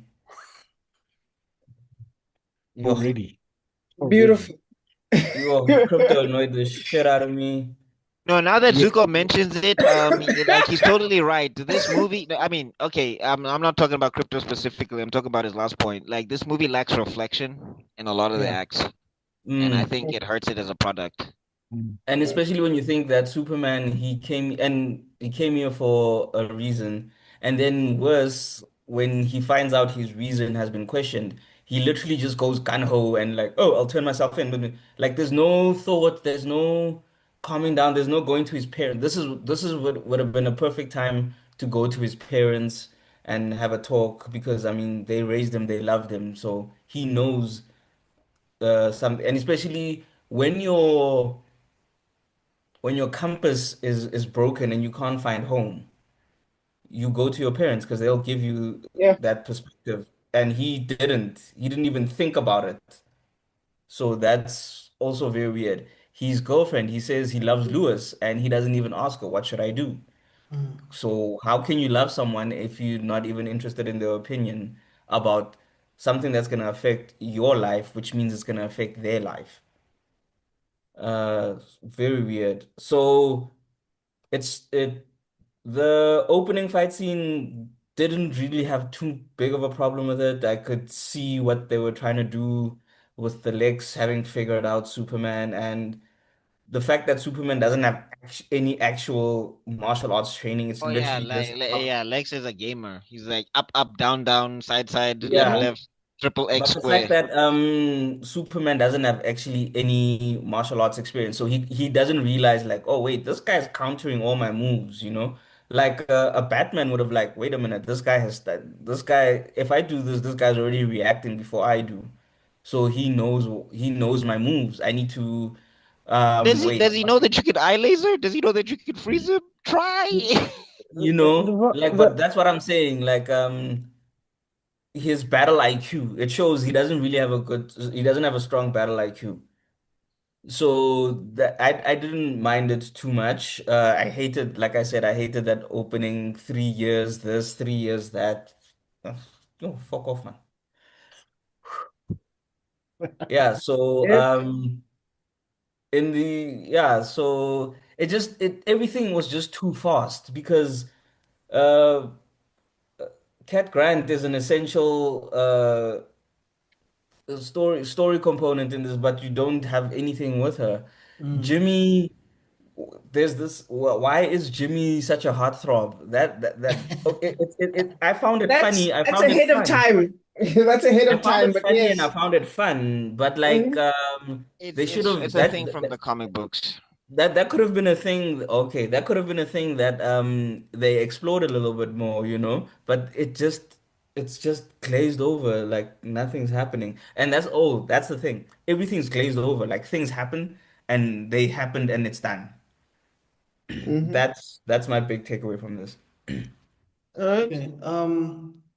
From my side, I think James Gunn has proven, I think Buck probably mentioned this earlier on, or you, Rob, I don't know. But nobody is actually able to do a good Superman movie on film. The only person that really did it, I'm not talking about TV. TV is a different story. But film, the Mm. only person that did a good job was Richard Donner. Everybody else is struggling Mm. because they put their ego before the material, and it showed. And one thing that James Gunn has proven through this movie is he should just focus on D-list characters. See Mm. D-list characters. And you know why? Those ones work. Not a lot of people know them enough to care about whether they're Yes. accurate or not.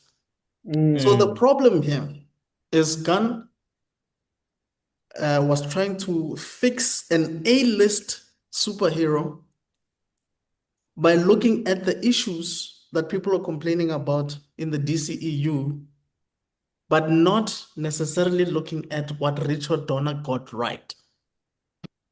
And Mhm. that's why there's so many issues with this thing. You're introducing a lot of characters as if you're doing Guardians of the Galaxy. No, you're not. You're doing Superman. You're trying to Mm. establish a law that is like, what, 3 centuries old? And the Yeah. first thing you're gonna do is introduce us to our main character in the middle of a battle, actually after a battle that we didn't even see. And the only thing that we're seeing from this character is them just getting L's and L's and L's and L's. Just so that you can prove that this person is not as OP as we think, or it's not as boring as we think. But there's nothing, there's nothing for us to look forward to at this point. You've Mhm. not given us a reason to even try to understand or care about this character. So I don't know. And also Lex for me,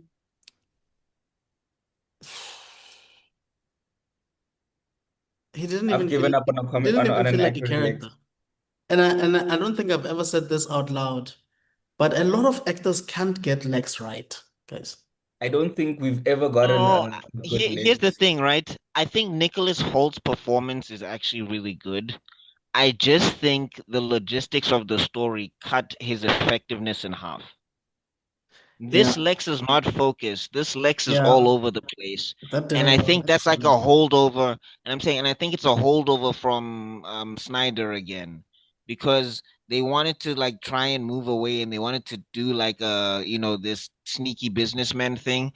And I know what they were going for with the country thing, but I think the country thing is kind of crowbarred into the story and it kind of jumbles up the story a little bit. And I think maybe that's what they needed to cut. They needed to cut that subplot so that we could have a Lex that's just focused on Superman. Because I think when he's targeting Superman, he's great. When he's elsewhere, you're just like, okay. Mm. Yeah, so just in closing, I think James Gunn should, if I were him, I would just realize that I thrive in dealing with characters that people are not too familiar with. And I can get away with that because I can make it work. And find someone else to spearhead the DCEU with A-list characters. That's That's my take on Yeah. it.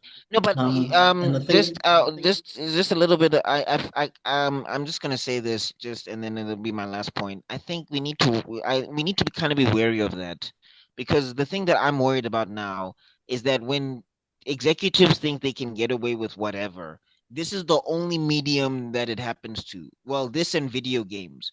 Video games and comic books, executives get to do whatever they want without consequence, and all of us just have to deal with it because, well, do you not want them to make it anyway? And I'm just like, no books or novels get this treatment. Like, if you try to adapt a TV show and you change the lore of the TV show when you make it a movie, you get backlash or whatever. Anime and manga, perfect example. Adapt a manga to an anime and you start skipping source material. The fans will fire on you or whatever. Like I said, same with novels. I Mm. I don't want James Gunn to be looking at a D-list character and think I can remix this D-list character's history because nobody knows them. I would like him to respect the people who put pen to paper to make that character what it is and bring that to life. yeah, look, So that's still wrong. Don't get me wrong. That's still wrong. And him doing that is still wrong. But I don't think people care enough for those changes that he makes. yeah, That's why they can get away with it. yeah, yeah, It, yeah. it's part of the reason we like the Guardians of the Galaxy so much. But anyway, I'm going past the 1 minute mark. All I just wanted to Yeah, say is, the 1 minute mark. all I Yeah, wanted, just by a few seconds, bro. all I just wanted to say is, I don't think the DCEU at the moment is going in the right direction. And this first part DCU. that we touched on today Mhm. proves it. Yeah. Yeah, All right. DCEU's gone. Well, Yeah, DCEU, I'm yeah. going to try and crowbar in a minute. Let me see if I can do this. Okay. I think this story so far would make a lot more sense if everyone was 15 years younger. Think about it. Superman, like, really struggling with his emotions, suddenly makes more sense with his girlfriend. Punk rock, Lois Lane makes a lot more sense. Luther being like, oh, so obsessive and not caring about his company and no one even mentioning it makes more sense. I think I'm not gonna say this is a movie for babies, but I do think that the characters are are very immature and kind of silly. Um, and in a way, it's James Gunn style where it's like funny dialogue. And you know what? If you deliberately kind of like tone yourself down, the movie starts to flow. If you don't think of it as um again, it's like what Buck was saying. If you don't think of it as high literature, which again, it feels like they dissing comic book people. But if you don't think of it like that, if you think of it like the Powerpuff Girls, this story, in my opinion, becomes fantastic. Because you never care about the Powerpuff Girls cleaning up afterwards, because that's not a punishment of live action. Live action has certain rules that you can't do in comics that you or rather comics can do and cartoons can do that live action can't do. There's a speed, there's a flow. And to me, this gives me more of that Harley Quinn TV show energy. It doesn't give me the energy that a live action can do if you were to convert it over.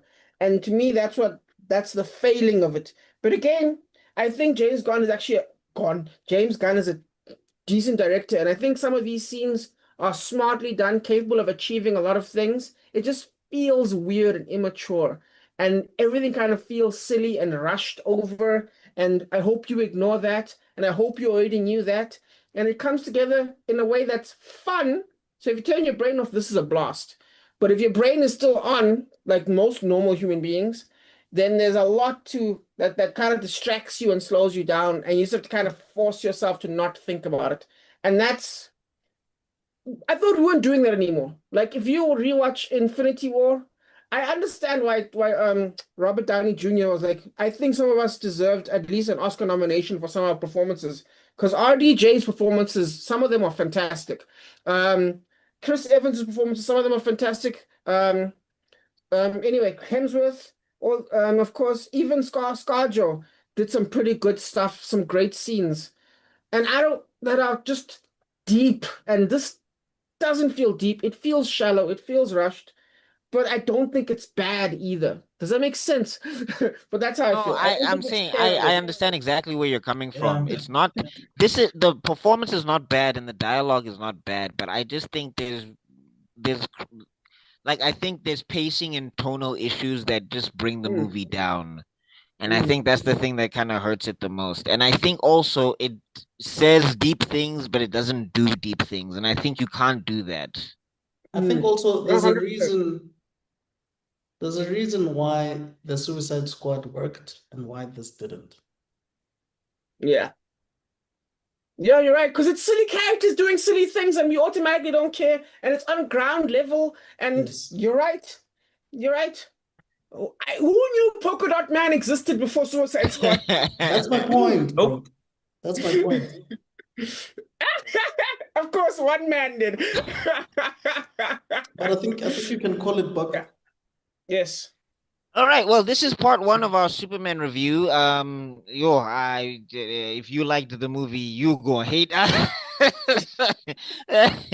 Oh my God. We were harsh. We were very harsh. I feel bad, actually.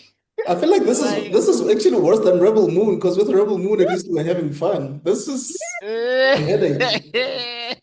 Yeah, but with this one, I think the problem is with this one is Rebel Moon was like trash. So we were just like, this is trash. This We're one, disappointed. it's worse because you can just see if this dude just anahata brikinyan instead of, if you realize that he's in the 80-mile zone, 80-kilometer zone, and he's stuck to the 80 kilometers, this movie already gets better. Like you slow down this movie, you slow down, let's say you slow it down in terms of just pacing. Not even you don't change dialogue. You just the pacing. You give a couple of scenes a bit more breath. You maybe it adds like 5, 10 minutes to the movie. Just that already this movie gets better. Just the pacing alone. Yeah. No, look, I think the thing is this movie is frustrating, and a frustrating movie is worse than a bad movie because at least a bad Yeah. movie is consistent. But anyway, yeah. Look, I still think Corn Sweat is great, and there's things to like about this movie. And if you like this Absolutely. movie, I understand. I don't even think this movie is like all that terrible. I just Yeah, think it's not. it's Yeah, frustrating. no. I think it's and that's the biggest failing of it. So, but look, hey, Gunners, that's what I call you guys. Gunners, Shoot. Hey, yeah, football people will come for you. yeah, Arsenal Yeah. fans will come for you. yeah. Well, don't worry, they'll come second. Ah. Nice Okay, one. so Nice now we've one. got Arsenal fans and James Gunn fans in the comment section. Yeah, let us know what you think. Um, refute our points, even though I feel like I can still debate you into the ground. Like I've kept a lot of this extensive stuff in my brain, but I don't know. Maybe it'll Debate be with gone all of tomorrow. these other people. Don't come at me. All you see is flames. I mean, no mood for entertainment. For no mood to dribble. Cartoon.